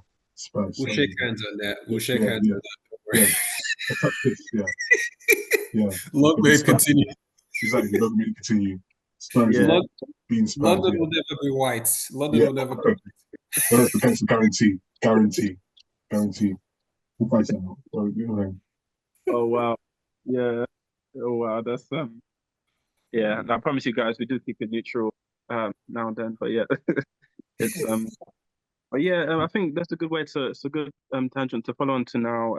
Our predictions for the season, this season ahead, current season 24/5, and yeah, let's make our predictions. Let's what our hopes. Who do we think? No better place to start from than the winners. Like, who do you think is going to win the title? Based on what we've just discussed now, like the transfer policy, what they've gone, what they've done, and also how the impact of the signings for each team, and vice versa. So I'm going to start with yeah. Let's start with the Arsenal fan, Rex. Who would you um going from last season? Who would you put as your winners in May next May? Who would you put as your winners? realistic here. I think the standard of Gundogan is going to revitalize. It's going to motivate City again. It's going to re-energize them. Um, City to win, Arsenal to finish second or third. Because I don't think Liverpool are that far behind, and Chelsea as well. By the way, Chelsea, I don't think Chelsea. I don't think are going to be that bad either. I think they're going to actually be better. So I think it'll be at a distance really. City to win. You think City like comfortably? I think so, yeah. Okay. Because Okay. because I think not replacing Smith Rowe is going to hurt us, and also the striking position as well. For some reason, kept on to Gabriel Jesus, Mm, probably Saturday and Ketia. You yeah, know, Smith Rowe's a great player, I think. yeah, Saka.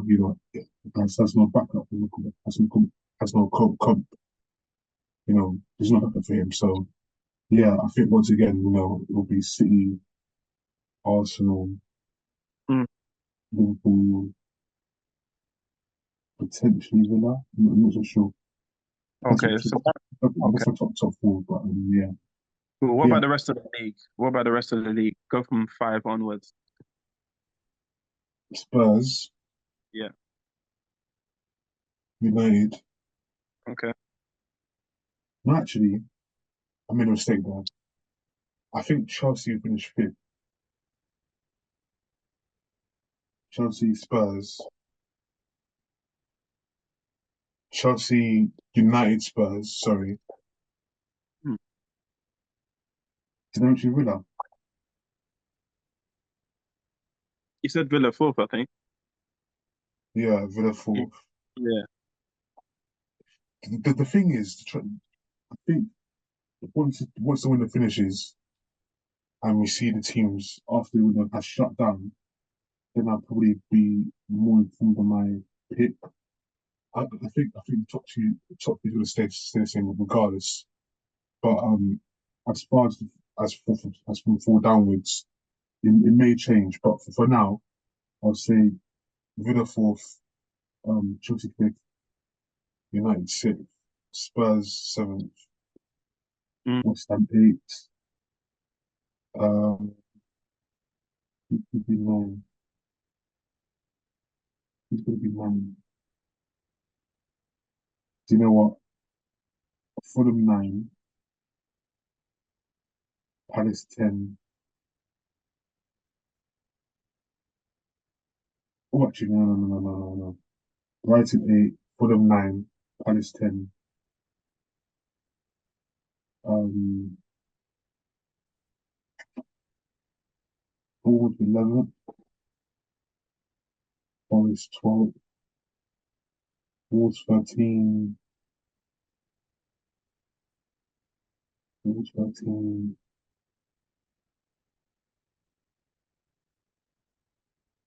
And I think Ipswich will get relegated, so I'm not saying them yet. Um, what team have I mentioned? You haven't said Southampton, Bournemouth. You haven't said Brentford either. Brentford, actually, no. Brentford 12. Nottingham Forest. You haven't said either. Forest, I think Forest will move down a bit. So as I said, 12th and Forest. So Forest will be 15th probably for me. Leicester, Leicester, a bit of a weird team for me. Bit of a weird team, but I'll put them. Yeah. And Everton. You haven't said Everton yet. Oh, Everton, yeah, Everton 17th. Leicester 16th. Ipswich, Southampton, and who else? What team is there? There's one team that I didn't mention. You haven't. So that's the um Leicester 16th. Brentford, Bournemouth. I mentioned Brentford as a mid-table. Brentford, Bournemouth. Yeah. Bournemouth, I mentioned mid-table as well. Mm. I mentioned Forest. So, sorry about this. Definitely take time. It's not easy to say the whole league. Yeah, Ipswich, Southampton. So I think, yeah, so you've got three. Southampton, You've got three. Should be Southampton, Ipswich. yeah. Um, what I'm missing someone really. Oh my gosh, Newcastle. Oh yeah, Newcastle. Yeah, I yeah. mentioned Newcastle. Do, That's what- do, do you know what? In that case, because they'll be probably around the top eight probably.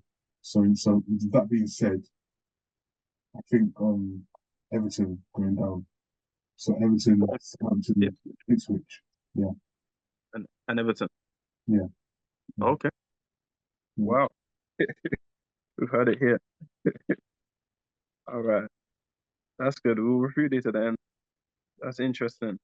At least I'll get one of those right. At least it's guaranteed I'll get one right. One of those three teams right. Yeah. Yeah. All right. So Cool. So what about your top goal scorer? Who do you think will be top Haaland, goal scorer? Haaland, You Haaland. think it'll be okay. If you say it's fit, it'll be Haaland. If All right. if not, it'll be Isaac or Mm, Watkins. okay. And your winners, Because your FA Cup winners? uh, United can just go and. United can win it again, which worries me. Um, Arsenal, don't forget Arsenal, the reigning champions. They won the most times. 11, is it 12 or 11 or 12? Arteta seems to throw cups in the bin for some reason. He doesn't value the cups. He's very disrespectful towards them. He just throws it in the bin, throws it in the trash. He's very Yeah, he doesn't arrogant. take it So seriously. yeah, exactly. League Cup, FA Cup, which is Like bit Guardiola. yeah, yeah, which is very ironic considering the great managers who are far greater than him, who's not fit to lace their boots. They've won the League Cup. Mourinho, Mm, um, Ancelotti, who else? Conte, Benitez even he won Epic Cup. Benitez, Wenger. So yeah, I think Ferguson. So in terms of Cup winners, I'll say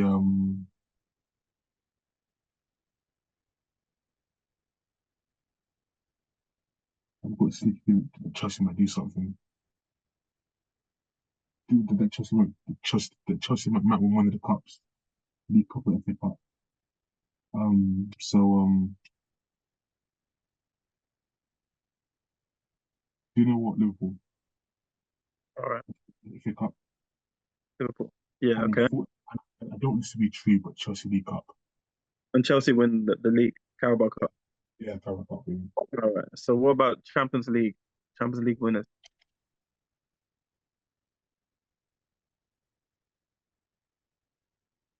Hmm. There's Madrid. City. Usual suspects. Yeah, the usual suspects. Yeah, the usual favourites. Hmm. You think Madrid again? Essentially, but I want to go different. I want to go different. I'm going to go City. Number 16, even that would be for them. Yeah, City. City for me. City. Yeah, Okay. I think Madrid are either going to be in the final runners up or semi-finalists. So, Midfield. yeah, Yeah, so they are consistent though. They are. yeah, You can't knock their consistency. yeah. What? Okay. Cool. What about Europa League? Do you know who's that's in the main teams that are in and around like the favorites for that to win that competition? Hmm. Who are the favourites? Is Roma in? Roma, yeah, Roma. Roma are always there. Roma there. You got Real Roma. Betis, teams like Real Betis, Roma. I think it's like Villarreal. Real Sociedad, those teams. Um, But the thing is, you have Tottenham, Tottenham, Tottenham, Spurs are in. Spurs are in there. United with us, Spurs and us are there. Spurs are no conversation in this. So yeah, so they're out. I think you got other Um, Italian teams like yeah. Um, Lazio are there as well. that's yeah. Um, yeah, Lazio are there. Um, hmm, what And teams? the thing is, you have to consider that there is the round where um teams from the Champions League that finish out of the top two in third place, they go down they go down into the Europa League. So there is Yeah, that. So I'm very wary of that. So, definitely, yeah, definitely. but as of right now, I'm gonna say I'm gonna be a bit unconventional and say Lazio. Okay, Lazio. Uh, Yeah, probably wrong, but I'm going for it anyway. okay, well, but I don't know. Dare I say it, this? They started a few years ago that Conference League. I mean, I don't know how seriously these teams take that competition, and because if you win it, you just go up to Europa League. Um, Very but yeah, special. who do you think will win that as well? If you go down to one team, Chelsea. Chelsea. Yeah. All right, Well, I mean, Chelsea, if they're serious about it, if they're serious about winning it, this should be the favourites. Yeah, then they should be the favourites. Chelsea. If not, then if they don't care about it, which I suspect, then I'll say probably. Who else is in it, by the way? Who else is in it? yes. I was looking. It was just there's a lot of small teams like Malmo from Sweden. You have what's that from Italy? Is it Fiorentina? I think it's Fiorentina. Not Fiorentina. Fiorentina. Are they You in have it? this small team. There's a lot of kind of like mid-table teams. So not the Uh, teams that you like Athletic Bilbao and small, really. do you know what Bilbao is then? I say Bilbao to win it. Yeah. Barring if Yeah. Chelsea take it seriously or not. Because when they do, they'll go in and then they usually win it. So Mm, it depends on how seriously Chelsea takes the tournament. Because they've mm. won They won two European Cups and Europa League as well. So yeah, you know, with two Europa Leagues actually. Yeah. Could an embarrassing 4-1 Mm. victory, humiliating. So Yeah. It's be interesting to see who. Yeah. mm, Because he said Bilbao was it? Bilbao, yeah. Let me just see if in what's getting up. Yeah. So they got some French teams in there. So there's this Turkish teams. Yeah, honestly, some of the teams you would never have heard of. Some teams are really So, like really low down. but this is the thing. This is the thing, Yeah. and Yeah. no disrespect, no disrespect whatsoever, no disrespect. But it's like it's not at times in some of these tournaments. Yeah, there's no motivation when you play against teams that sound like passwords or shampoo shops. You know what I mean? So it's like what's the Yeah. point? It's like yeah. If Chelsea are not going to take it seriously, then I'm going to say good goodbye. But if they do, they're going to win. Probably going to win it. So yeah. Yeah, definitely. Definitely. Yeah, they should. This is about taking it. That Real Betis are there as well, so that's one team that's. If one of those teams, one of those two teams, Bilbao or Betis, will, Mm.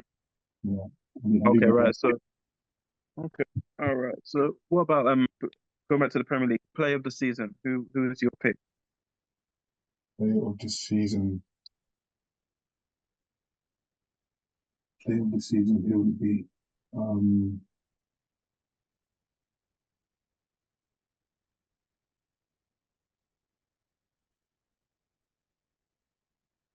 Well, hard one. I'm going to be a bit unconventional and say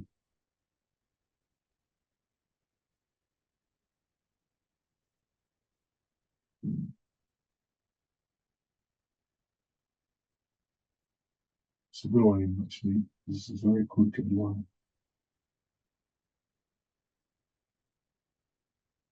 I'm gonna. You know what? It's too easy to say Saka or Copam or Phil Foden. Um, it's going to be an attacker. I feel because player of the season is very biased towards us. It's very, generally speaking, it's very biased towards attackers. Yeah, I think So only once Van Dijk won. Didn't he yeah, win yeah, one season? That was it. yeah. So I'd probably say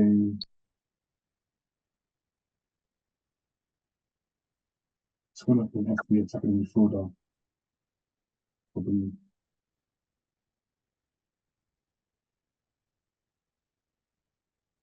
Mm, no, um,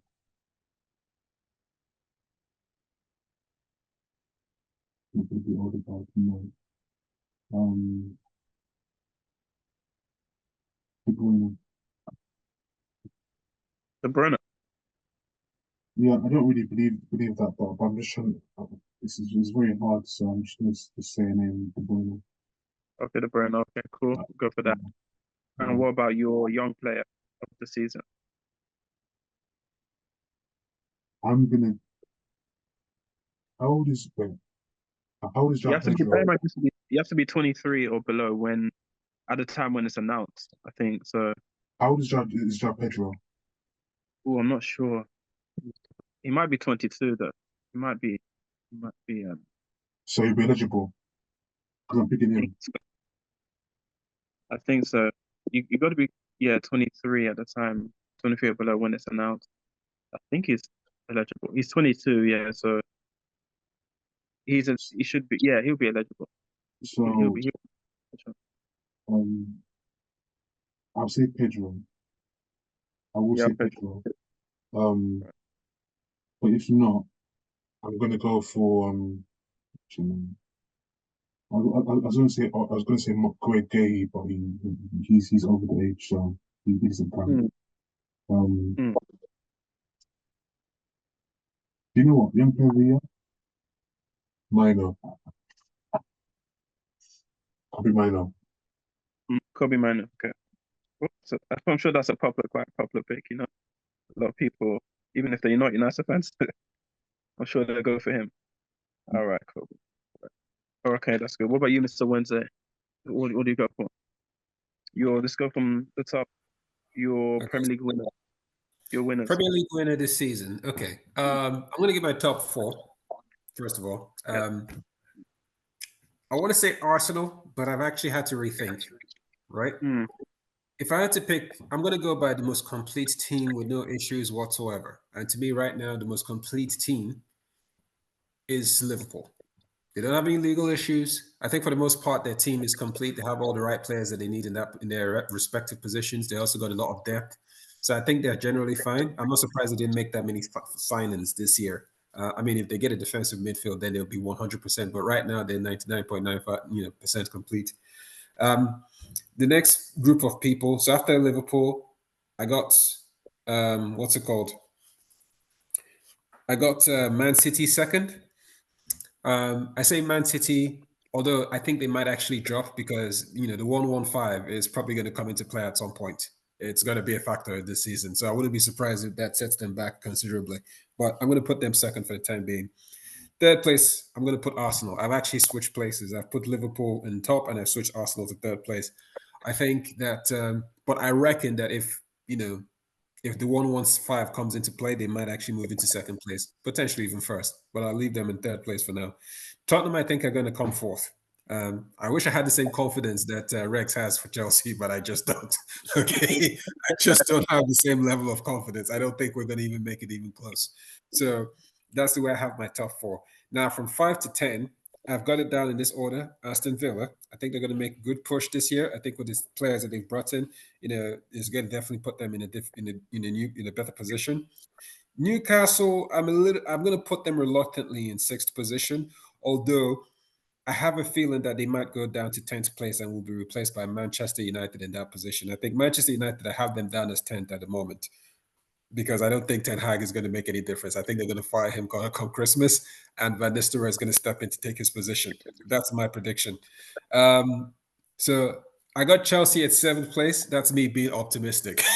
Okay, I'm just being optimistic there. If I'm honest with you, we're probably going to finish lower, but I'm trying to be positive. So I think they're going to come in seventh position. West Ham, I think with the purchases they've made, they're going to come in at. I think they got a good shot. They might even come further up. Actually, I reckon that they push further to fifth place or something like that. But watch this space. Fulham, I got at ninth position. I think Fulham have done some decent business this year, and I think with their manager, who's been pretty solid over the past couple of seasons, I think they're likely to push them further along. And with the recent purchase of Emil Smith Rowe, I think that's going to help them considerably, provided they're able to keep him fit. Although there is something to say about their defense, because ever since Tosin left them for Chelsea, I don't think they have the same solidity at the back. So that might be a problem, unless, of course, they do some decent purchases this come the end of the summer. Manchester United have come at 10th place, not because the team is crap. I think you guys have a pretty decent team. I think the problem is going to be Ten Hag, and I think his play style is going to put you guys in a precarious situation. So watch that space. He's definitely going to get kicked out at the end of this year. Now, I'm going to rattle off the remaining in no particular order. I don't know. They're going to fall into some places there. I think Brighton, first season for this manager, even though they've hit the ground running at the moment, I think they're going to slow down at some point. Brentford, I don't think they're going to have the same. I think right now their play style is not going to. There's so many teams that are probably going to nullify their play style this year, and I don't think they're going to. I think they're going to become the new West Ham of the division. So that's the way I see them. Bournemouth, having lost this guy, if they still had Solanke, I'd reckon they probably push further up. But I don't think they've done a decent, business in terms of replacing him, and I don't think. And I think there's still better teams ahead of them. If I'm honest with you, Wolves, pretty solid team. I reckon they're going to do pretty well. Although I don't see them moving that much further along than where they were last season. If I'm honest with you, I think they're going to be stuck in the same position. I'm going to move straight to my relegation battle. The people I think are going to go be relegated this year. I think Southampton is going to get relegated. I'm sorry. I don't think they're going to do anything. They're just going to go way back down anyway. That's them. Leicester, I don't think Stephen Cook, the new manager from Nottingham Forest, is going to make any difference. I think he's just going to take them back into the championship. So there's nothing that's going to happen there. I think this is the season that Everton actually finally gets relegated. They've sold one of their best players in Onana, Amadou Onana. I don't think they have replaced him, and I don't think they have a decent strike force. Apparently, Calvin Lewis, what's the name? Calvin, can't remember his full name. Yeah. Calvin Lewin, yeah, that's his name. I think he's going to leave. And if he doesn't leave, I'm sure he's going to get injured at some point and it's going to put them in a precarious situation again, as they did last season. They haven't done any business that would justify them staying up. And I don't think Van Dijk, what's his name? Their coach, I can't remember his name, the bald guy. Yeah, I don't think he's, top flight material. I don't think he's going to leave them, pushing for anything further. So I think that's their Premier League era, which is for me sad because I think they're a good team. I've loved Everton. I've always loved them from the days of Joseph Yoba and Wayne Rooney. But I think their time is coming and eventually they're going to get relegated. Unless, of course, they bring back David Moyes once they sack Sean Dyche. But anyway, that's my Premier League prediction. In terms of Europa League, if I were to pick an English, I think Tottenham would go far as the English teams are concerned, but I couldn't tell you who's going to win it. If I'm honest with you, if I were to hang my hat somewhere, I would probably say Roma. Roma might actually go far. The other team that I might think would win it is, I'm thinking a Spanish team will probably, actually, I think Porto has a good shout. I think Porto is a good team they might actually win it. There's still the playoffs to go over. And I think that some other teams might actually rear their head at some point in time. People like Braga is a good shout. Besiktas is another one. Ajax is another great shout as well. I think they might actually do pretty well. Lyon is another team that I think would go pretty far, but I'm hanging my hat on Roma and Porto at this time. So Conference League, again, I wish I had your confidence, Rex, but Chelsea's definitely not going for the tournament. I'm sorry, we're not going far. It doesn't matter how serious we take it. I think we're going to stumble at some point. We're going to bottle it at some point. So there's just no point. I don't know what other team is there that I could hang my hat on and say that they're going to do anything there. So I can't really give an opinion on that front. With respect to Champions League, I have a sneaky feeling that this team, what's that team that's managed by this former Liverpool legend, Alonso? Leverkusen, yeah. Leverkusen. Yeah. I have a sneaky feeling that they're going to win it. I don't know why, but I have a sneaky feeling. Of course, you got Real Madrid. They just got Mbappe in, and obviously that team is ridiculous. And they're the team to beat. Let's just put it that way. But I think Bayer Leverkusen will surprise people. I think they definitely have what it takes. Bayern Munich is another team that I'm watching out for. I think Vincent Kompany wasn't done much justice with his management of Burnley last season. I don't think they had the right players to allow them to get pretty far, but I reckon that he's going to take them quite far in this tournament. Man City is another good shot. I reckon they're going to make a statement. Obviously, this might actually be Pep Guardiola's last year, and with them not winning the Premier League and potentially being relegated on account of the 115 charges, they're probably going to push for the Champions League to make a statement that we're not as bad as people make it out to be. But yeah, so those are my shouts.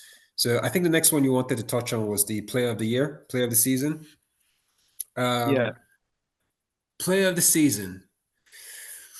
Ooh, player of the season. I'm going to say Mo Salah. I think something about shaving his head, man. I don't know why he's turned into Super Saiyan 5. He's just coming and suddenly he's great again. So I have a feeling that he's going to be the player of the season.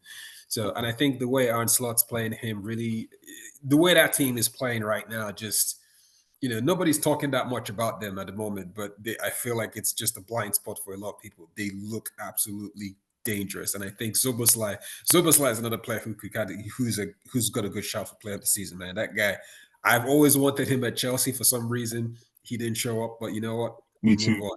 Me too. Me as well. Me too. I concur again. I'd love him. That's it. I'd love him. Oh, that guy, honestly, like, oh my days. The fact that we didn't get him when this guy was still with us, I think the German fella who's like a good, known for his sports. He's a sporting director. He was pretty good at Stuttgart at one point, and then he moved to Chelsea, and then he left, and now he's at Manchester United. I can't remember his name, but he wanted to bring Szoboszlai to Chelsea, but they refused. That guy has a good shot of player of the season. So those two players. Yeah, same here as well for Arsenal as well. When he was at RB Leipzig, I think it was. Yeah, Yeah. sounds good. You guys all know who I'm talking about, right? I just can't remember his name. Not Ranić. Ranić left. No, it's not Renick. It's someone else. It's some other guy. I can't remember his name. He's currently at Manchester United. He moved in recently. I just can't remember his name. What do you do if you're like a director, sporting director or something? Yeah, he's like a sporting director. He used to be at Stuttgart or RB Leipzig, one of the two. He's been very good as far as bringing in players. He was one of the people who brought in the current number 9, the guy that you guys were chasing as a striker this summer. Is it Christopher Vivell? That's it. Vivell, yeah. Yeah, that guy's a G. All So, right. So young player of the year. Who do I got in mind? I want to say it's going to be a Chelsea player, but I'm not going to be that deluded. What's it called? Archie Gray comes to mind, but I reckon whoever he is, he's probably going to come from Brighton. I think this year is going to be a Brighton player that's going to be young player of the year. They got some pretty decent youthful products. I can't think of anybody else from Chelsea that could potentially take on that spot. So, or Adam Wharton from Crystal Palace. He's another guy who I think is a pretty good shout for that position. So those are the guys that come to mind. What are there any other ones that we? Are there any other? So the Cups.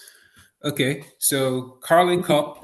Who did you go for the young player? Huh? Who's your one? Who's for the young player? Who did you go for? That's your I one. think I'm gonna go for Adam Wharton. I'm gonna go for Adam Wharton. I think he's gonna do business at Crystal Palace. I think this is the season where he shines through and he's gonna get a proper England call up. And whoever the new manager is going to be is going to take him fairly seriously. I think Kobe Mainu, under Ten Hag, no, I don't think he's going to realize his potential under Ten Hag. I think he's going to waste him. But for this season, I think the next best person is going to be Adam Wharton. I think he's solidified himself at the base of that midfield, and it's going to be what's going to justify his call up to the England squad. And I think this is going to be his season to break out. Quick question here. Sorry to interrupt, but yes. do you think it's going to be the case where a lot of these rules are very biased towards big clubs, and so Adam Wharton, could not be a case where he's underrated because he plays with Crystal Palace and people aren't noticing what he's doing? Mm-hmm. I think it's partly as a consequence of the position that he plays. I think it's unless you're a Rodri or a Busquets, people don't tend to take notice of when you're performing well. But he's actually doing very well in that position, and I foresee him going to a big club in the near future after his performances. I think it's really he's kind of gone under the radar, and this for me will be the season where he steps up. Sure, Crystal Palace being a small club might not necessarily be that much of an impression that he makes, but I think he definitely is going to be one of the standouts. Even if he doesn't win it, I reckon he's going to be one of the standout performers of the season as far as young of the year. Yeah. So what was the other ones? The Carabao Cup, wasn't it? FA Cup, Carabao Cup. I'll start with the Carabao Cup. I think, honestly, Carabao Cup. I'm going to give that one to Chelsea. I'm going to give my club something, right? I think they're probably going to win it. So Carabao Club, the board members can suck on that one. FA Cup, I think Liverpool is going to win it. I think again, one of the teams this season that's actually made quite a push. I don't think Man City are going to care about it that much. I think they're going to focus on the Champions League, if I'm honest with you. I don't think the players have that. The current squad of players probably don't have the same ambitions for the Premier League as they probably do for the Champions League, because for them, that would have a little bit more prestige in terms of winning it. So the Premier League, for me, I think for them is not going to be that much of an interest. Sure, they might want to do a 5-peat, but ultimately, I think the big deal is going to be the Champions League for them, and especially Pep Guardiola as well. So I think Liverpool are going to take the FA Cup. Yeah. Okay. Have you said your final one was top goal scorer? Top goal scorer, I'm going to say Haaland. If I'm honest with you, I don't think there's any other striker in this league. Nicholas Jackson, are you kidding me? If you ask me top misses of the season, he's definitely going to be up there. So, so no, I think Haaland is going to take it again. I don't think anybody's going to get even close. He's just going to run away with it. Just there's no point discussing it. Assists, number of assists, maybe. Assists, I probably give it. I want to say Cole Palmer. I think Cole Palmer is going to do, even though he's not going to score as many goals. I don't think he's going to perform as well as he did last season, but I think he's going to have a lot of assists between him and Kevin De Bruyne. I think, but obviously with Man City, he can spread it around. I don't think it's just what's his name, Kevin De Bruyne, that'll be doing the business. Cole Palmer this season for Chelsea, I think he's going to carry the team in assists. So that's my shout there. All right, that's good. Yeah. So I think that's covered pretty much everything now. This is a tough one. Oh, Rich, you didn't say your assist. That's another one. Who do you put down to? Did they even do that? Yeah. I think it's One player. Madison, It's usually De Bruyne. Madison or De Bruyne, one of those two. Because Cole Palmer, I think certain teams will be, getting ready for Cole Palmer because they saw how he was last season. So I think he's going to be more ganged upon in a sense. So I have Madison. I think so. Defenders will be on him. Yeah, that's my answer. Madison or De Bruyne, one of those two. If I could just say something quickly, actually, I do appreciate where you guys are coming on with that. The thing with Chelsea, though, is that the play style that we are taking on right now would afford us a little bit more distribution in terms of like attacking threats. I mean, we got Joao Felix now, we got Pedro Neto, we got Madueke, who's going to light up this season, that's for sure. If Cole Palmer is cold, he's going to be fire, as he says.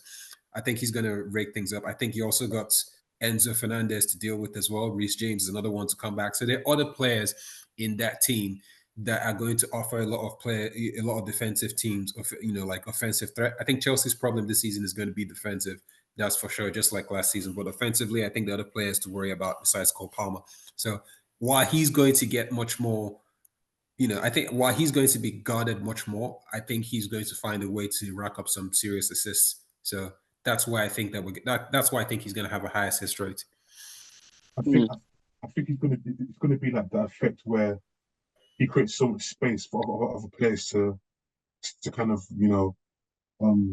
get assists. So it's kind of like sorry to use this an analogy, but it's like Steph Curry, for instance. Yeah, he gets guarded. Yeah, but at the same time he's spreading the floor for other players to kind of get in. So I think that's what I mean by getting ganged up on. Whereas Cole Palmer is going to create a lot of space because he's defenders are going to start fouling him. But it creates space for others. So that's what I meant by that. No, I see what you mean. Yeah, that makes sense. Yeah, good shout. Definitely. All right, so I move on to mine. You guys have made your predictions. I move on to mine.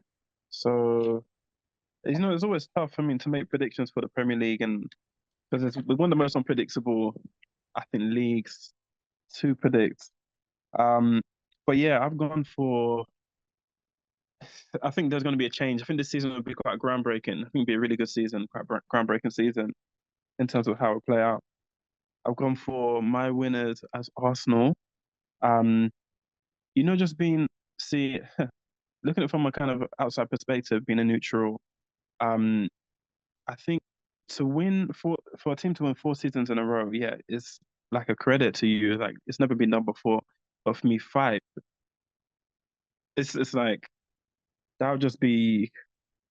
I think that would just be crazy for me. And I think Arsenal would have learned from the season to 2 seasons in a row now where they've come so close and they haven't got over the line. I think this season, I think I think the mindset maybe is the mentality that they've been there before, they know what to do. I think that makes all the difference. And if I also get number 9, then I think, yeah, even more so, that would be it. So right now I'm saying Arsenal. I think Arsenal will be they're my winners. Yeah, but also I understand that City, that's how good they are and how many times they've done this before. Plus they got Guardiola. So but yeah, no, Arsenal for the winners, and then the rest of the top four. I think Arsenal City. I think it's definitely between Arsenal and City. I went for City number two, and just following on what they've been doing, consistency. Liverpool I've put as third because I think, following from what you guys were saying about um how they've been, and Klopp, even they haven't dropped off too much from where they were under Klopp. I think it'd just be a continuation of where they were, and they haven't lost many players or any key players. So their main players stayed: Van Dijk, Salah, they all stayed, and they've added. Mm, let's add one, but I think they could do with a holding midfielder. But apart from that, they seem to be really strong team. So I think Liverpool consistency. I think they'll be there in the top four for sure. I'm pushing on with the playing style that Arne has developed as well, introduced. I think they look stylish, they look slick, and the fact that United are playing Liverpool next is quite scary at this moment in time, really, because even though it's at Old Trafford, it's going to be one hell of a game. So, but yeah, I think Liverpool number three, and I put Tottenham number four because I think it'll be what Postecoglou did in the first season. I think he he affirmed why they brought him to the Premier League in the first place, and his style suits the league.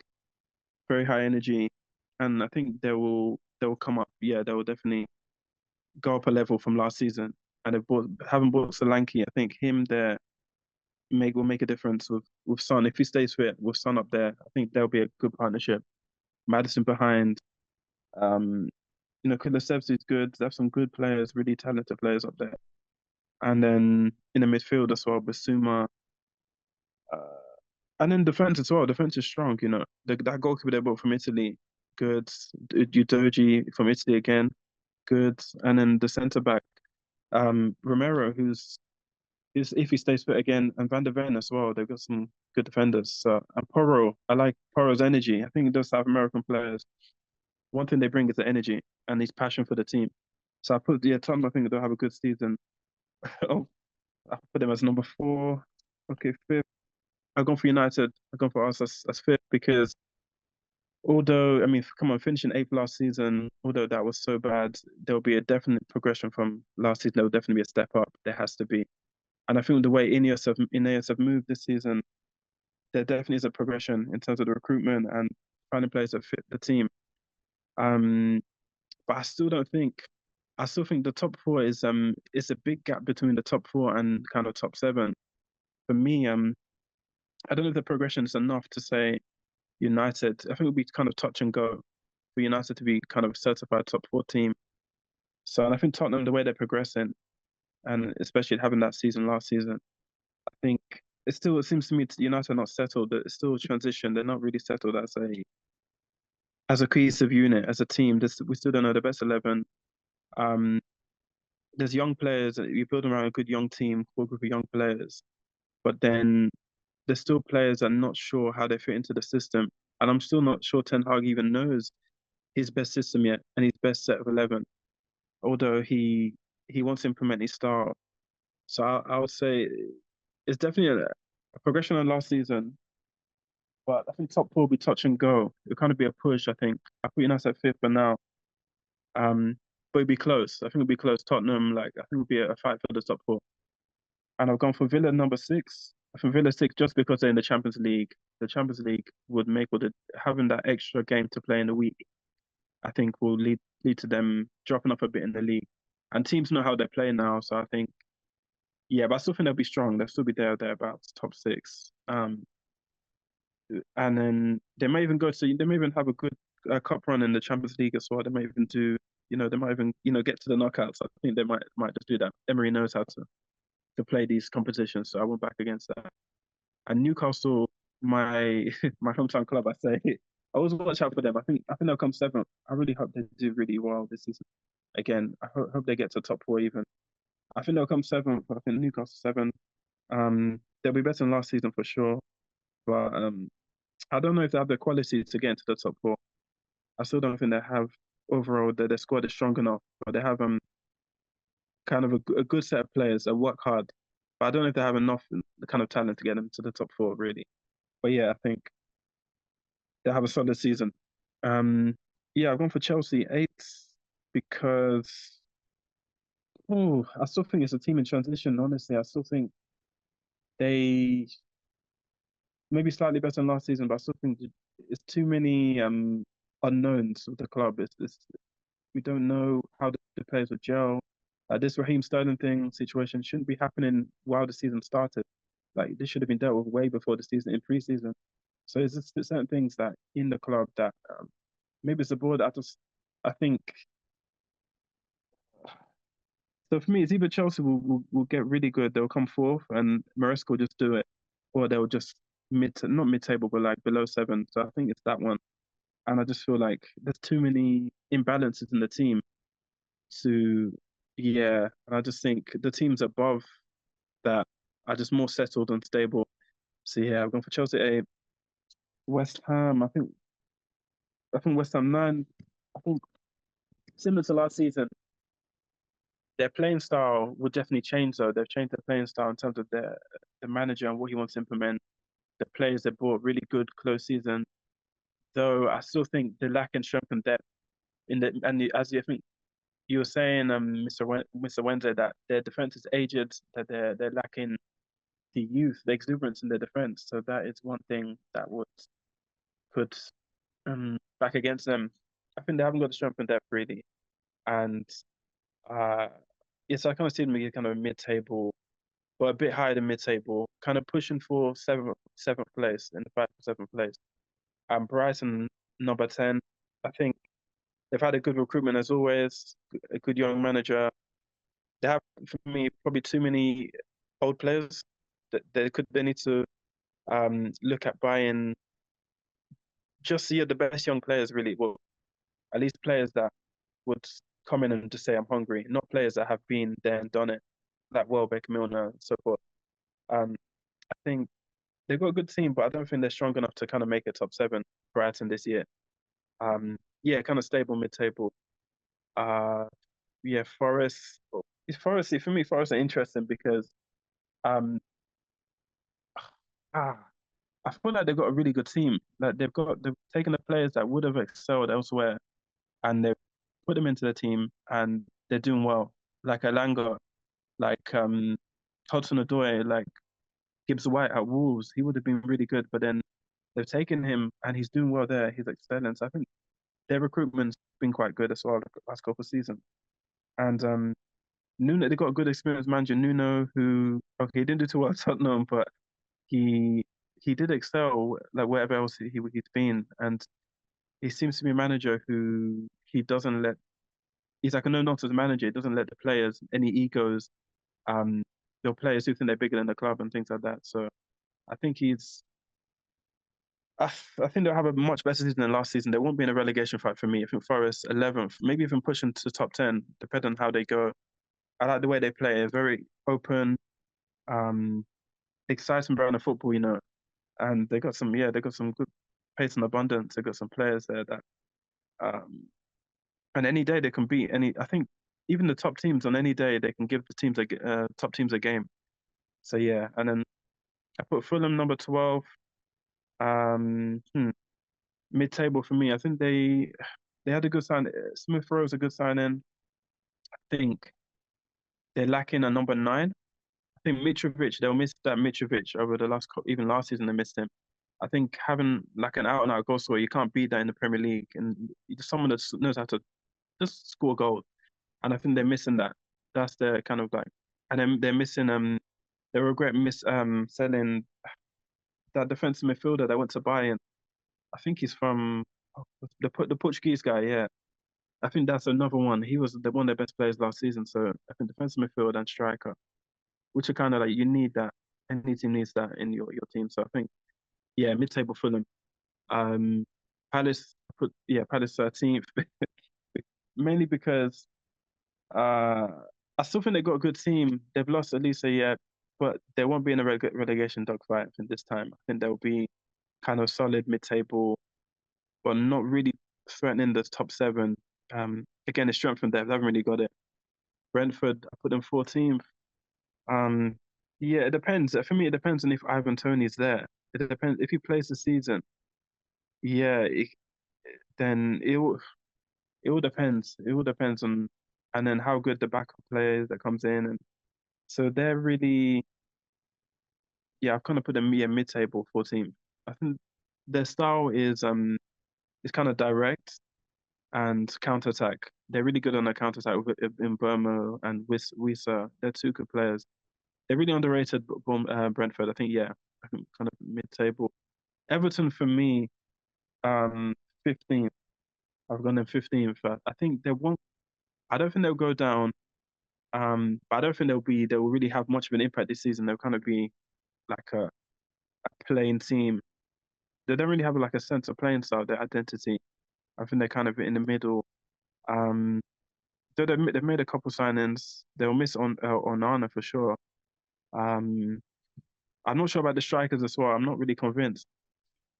The defense is okay, so yeah, kind of put them 15th. And Bournemouth 16th. I think with Bournemouth, good manager, good playing style, got some decent young players, Kluivert, Semenyo, but they'll miss Solanke. Solanke is a big player for them. He was last season. They'll miss his goals. They won't score as many goals this season. But I think they'll have just enough to stay up. I think, yeah, 16 for me. So it's how the teams to go down. Um, I've gone for, which might be surprised, I've gone for Wolves. I've gone for Wolves as one of the teams for me. They've kind of been a bit luckier in the last few seasons, kind of up and down. They're a bit of that team that goes up and then they'll come back down, like a yo-yo. And I think they were a bit lucky, yeah, last season. They've lost some players as well. They lost some key players. What Adama, I don't know. Jimenez went, didn't he? Jimenez has gone to Fulham. So yeah, they've lost some key players. They've lost some Neto now to Chelsea. I think there's too many key players they've lost over the last few years and haven't really replaced them. They lost, it's a Kilman to West Ham, so they've lost some really, really key players, their main players, and Matinho and Neves have all gone. They haven't got the quality for me. They just haven't got it, and they're looking they're looking poor for me. They're looking quite poor, and defensively as well. If you look at their defense, that's not Premier League quality. I mean, no, I know you get some weird results, but even conceding 6 at this stage of the season, it's not a good omen for me. And yeah, the play, I just don't see it with them. I like Cunha though. I think he's really good, but he's too good for playing to be playing for Wolves. And yeah, I think Wolves will be down.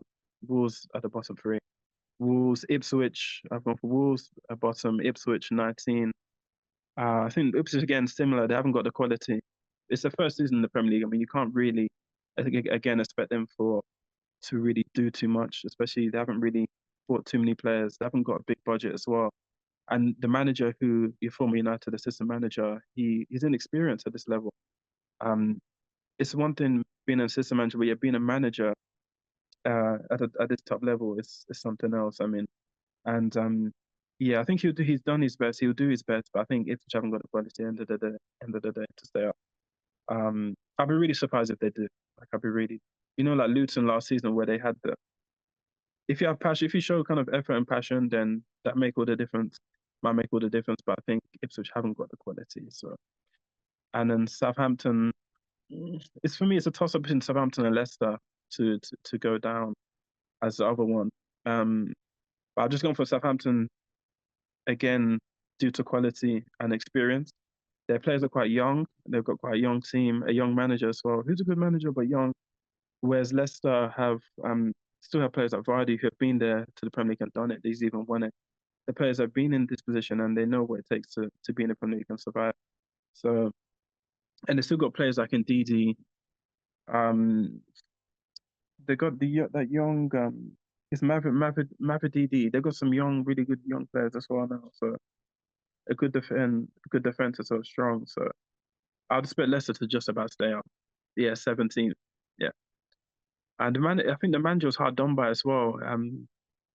The Simpson was at I think it's hard done by Forest, honestly speaking. I think he was it was a hard those expectations were too much, I think, and now he's kind of gone to their East Midland rivals. I think somehow he's got a point to prove, and I think they'll do it. Leicester, yeah. So top goal scorer. I think I agree with you guys. I think it's hard to look past the guy, Erling Haaland. I think he's just a machine. He's almost like a monster. No defender wants to face that guy. I mean, you don't think he's quick, but he's so deceptively quick. He's got every attribute you can imagine. So I'll go for Haaland. But I think Son will also score quite a few goals. I think Son and Salah. I think Salah will score. Son and Salah will score quite a few. And then someone for Arsenal. Maybe Saka. Yeah, depending on who else I get in. I think Saka will score quite a few. But yeah, I go for Haaland. My FA Cup winners. I've gone for Man City. I think they won. They won the season before last. They got to the final last year. I think Guardiola always takes that competition quite seriously, although it's not necessarily his first one to win. I think, because I've gone for Arsenal as my winners. Yeah, I think City will win the FA Cup. But, honestly, I think this season won't be as good a season for City as many are expecting. But I still think they'll be consistent, but just not, as such. My Carabao Cup winners, I've gone for Tottenham. I think it's about time they won something. I think it's nearly 15 years now. It will be 15 years by the time they've won it. So I think this is their time to win something. I think this is their season. I think this is the manager as well. Postecoglou is one that's kind of, again, no nonsense. He's not taking. He's a team. He's all about the team. The team works well. The chemistry. The Carabao Cup is a competition that some teams don't take seriously, which could work in their favor again, because that might be one of the only trophies that they could possibly win this season, Tottenham. So I think I can see them getting a good cup run and going to win the Carabao Cup. I think it's about time they won something. That should be the one. And Champions League winners are going for. I mean, I thought about it. I thought Madrid, they've won so many times, and they won, last year again. I think they'll be thereabouts, as always, semi-finals. I think they won't get to the final, because if they get to the final, they win. They don't lose the finals. So they'll be, I think semi-finals or so. Barcelona, I think the team is too young and inexperienced. I don't really see them doing too much in that sense. The Italian teams, I think they've gone down. They've definitely gone down over the years. I can't really see them doing too much as well.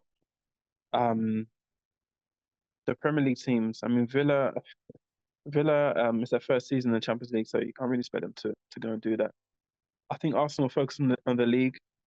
I think so. City, I don't know if City, they'll be thereabouts again, maybe semi-finals.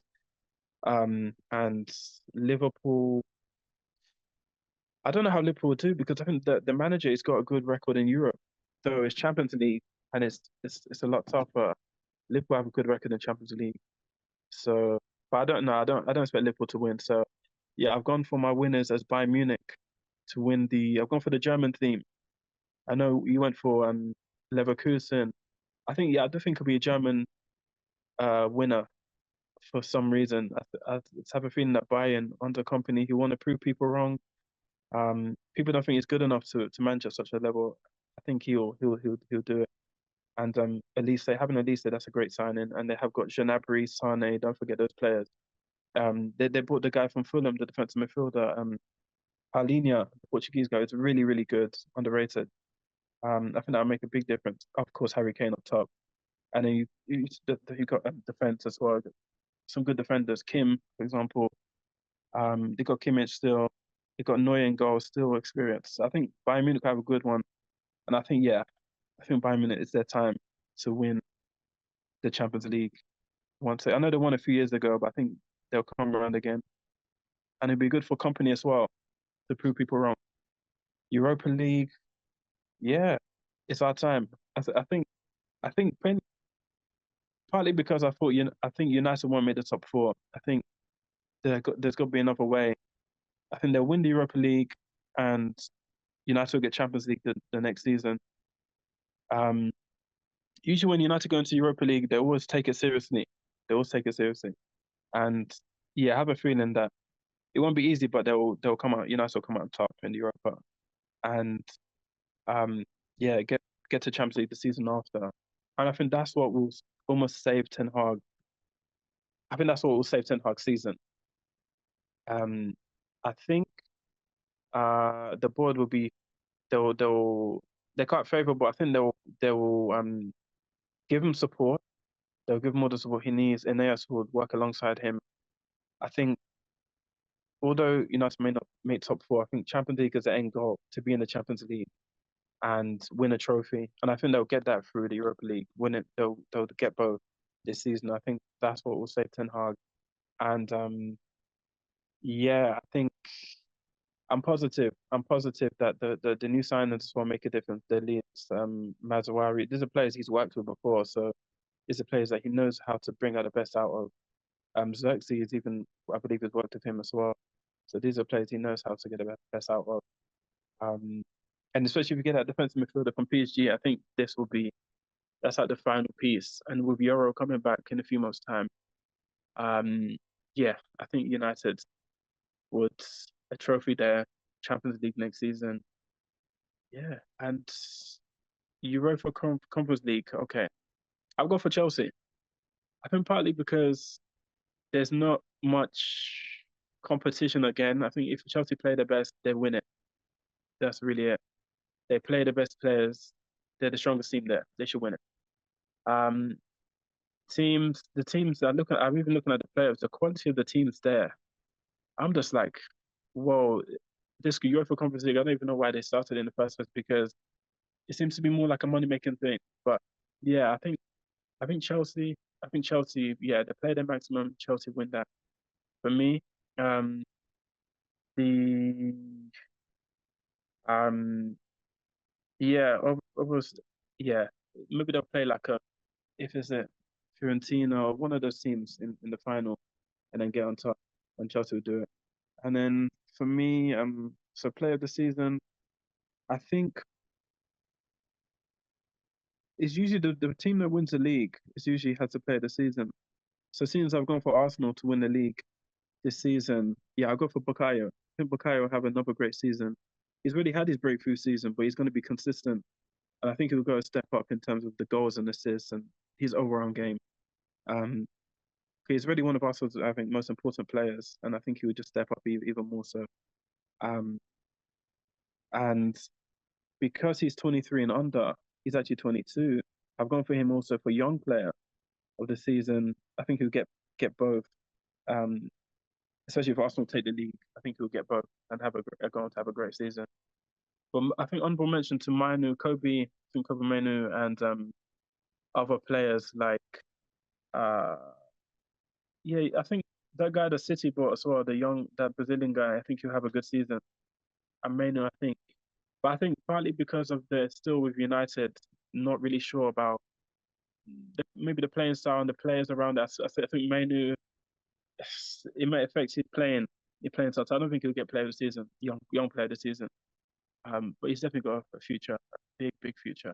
So yeah, that's my and an assist in terms of assists. Uh, hmm, yeah, I think either yeah, I'll go for. So if he stays fit, it's De Bruyne for me. If he stays fit, it's De Bruyne. Yeah, yeah, that's yeah. So that's I think that's really it. Yeah, we've got a prediction. We'll see how the season plays out. Um, yeah, looking forward to it. Looking forward to it. It's going to be a I serious season. I have one disagreement. Just one single disagreement. I think the notion of Tottenham winning anything. Yes, that's not in my lifetime. I'm sorry. I'll be dead by then. Well, yeah, Agreed. Agreed. yeah, yeah. Uh, mm, yeah, it's an interesting one. It's an interesting one. It's always that taboo topic. It was that Tottenham. They can't win anything. It's, I always remember what Roy Keane said. Oh, it's because he also said they're Tottenham. They're Tottenham. They can't win things. It's Tottenham. Like, we expect this. No, So he said I think Harry Kane said that something along the lines of him being disappointed, and the weekends like you play for yeah, Spurs, you play for Spurs, you should be disappointed. So yeah. yeah, so Oh, it yeah, was Ferguson that was said that Tottenham won. They don't win anything. That's Tottenham yeah, Hotspur. So, but yeah. yeah, no, but as I like what Postecoglou's doing. I like his style. I like him. I like his style. I think he's the type of manager you want to play under. Is that kind of even because you know what the players know where they stand like in terms of their positioning. They know what they need to do each game. Um, It's still wishful thinking. mm, Still yeah, wishful thinking. Yeah. we'll But see. I it's love how we've got all different. We've all got different opinion. Our yeah, perspective, predictions are all completely different. So we'll just see how it plays out. It's gonna be it's gonna be an interesting season for sure. I'm looking forward to the ride. It's like the Premier League's a roller coaster. It's never a um straight. It's twists and turns. There's all those twists and turns, you know. So I'm looking forward to the season. I think just to add to your Arsenal prediction, I think I'd be more certain of them winning if they get a striker before the transfer window closes. If they get a striker, I think then that team is complete. which they Yeah, In terms won't. of Which they yeah, won't. centuries. Which they yeah. won't. This It's is too it. late. Which they won't. Yeah. So I say Arsenal with a kind of no hesitation, but with a bit of a caution. Like they're still maybe a player short or so. Um, yeah, but I still think the experience from the previous seasons will lead to them just doing it, and then Arsenal have the best defense as well. So those led to me say, yeah, the Arsenal. We'll see. We'll see. It's going to be an amazing season. I think.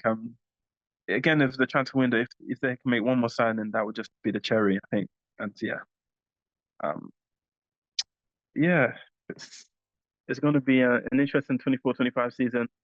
And we're here. So what? We're here to give the insights. We're here to cover this. So, and yeah, looking forward to the ride. Looking forward to the ride. Definitely. I was definitely looking forward to the ride. I think that's a good place to end on with our predictions. And so going forth to the next episode 2, which will be, we should focus on transfers, the transfer window. And because the transfer window is finishing this week, I believe the 30th of August, which is always a kind of a big thing for the teams, especially, there's all that panic buyers, the teams that need to buy players. Should we get someone quickly? It's always that panic. And I always love watching transfer deadline day. I always love watching on the news, the Sky Sports news. I also love watching, keeping tabs of the transfers and seeing who's going where. It's always like a um almost like yeah, like a Western movie. Who's gonna move first? Or like a game of chess. Who makes the first move? And it's always like I call your bluff and things like that. So it's gonna be interesting to see who buys who on the last day, and um how that plays, how that plays out in the game in the season, and the impact that will have on each team as well. So yeah, like Tony might be one that might move. That's one, for example. Sterling, we don't know what might happen with Raheem Sterling. So there's a few transfers I think that could happen, a few big ones. Yeah, I'm looking forward to it. Are there any particular teams that you're kind of on the watch out for to see what they do? Mm, yeah, I think because United were kind of done with our transfer dealings, and we know that defensive midfielder is on his way. It's almost agreed. It's just Mm. really the last medical and personal terms. So I think with United, not really. I don't think there'll be anything happen our way in Manchester, really, because City, I think they're really settled. There's nothing happening in Manchester, I think. So I think it'll be maybe Arsenal. I think in London, Arsenal or Chelsea, really. I'm looking out for Arsenal or Chelsea. Yeah, those are the two. Yeah, those are the main two I'm looking out for, Arsenal and Chelsea. Uh, I don't know about Liverpool. I don't know what they're doing really. I'm not sure if they're looking out for another player.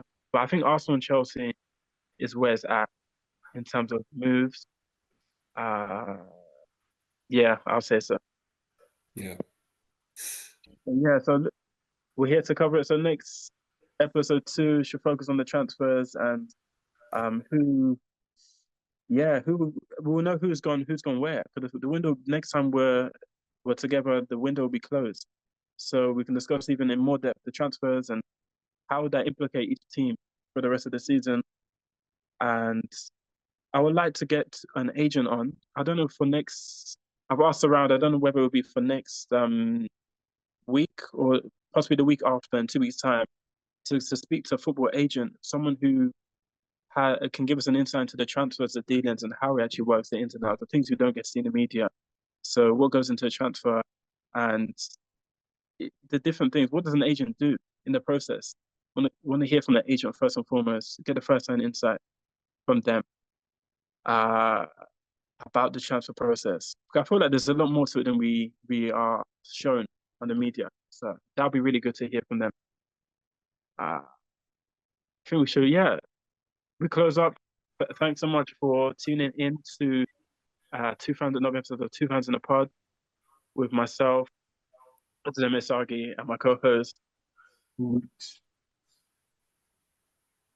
And it's been great to be joined by Mr. Wednesday, a super fan who's given us the first for knowledge and first for all things football related.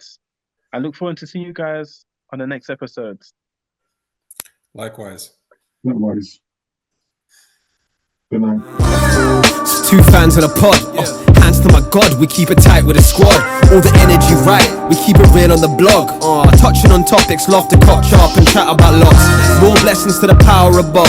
From all the football to life of the pitch, we're gonna dive into it, breaking it down. All the wins, all the misses. Yeah, we're here for the fans. You gotta love them to win them. It's two fans in a pod. It's two. Check it. Two fans in a pod. It's two fans in a. Two fans in a pod.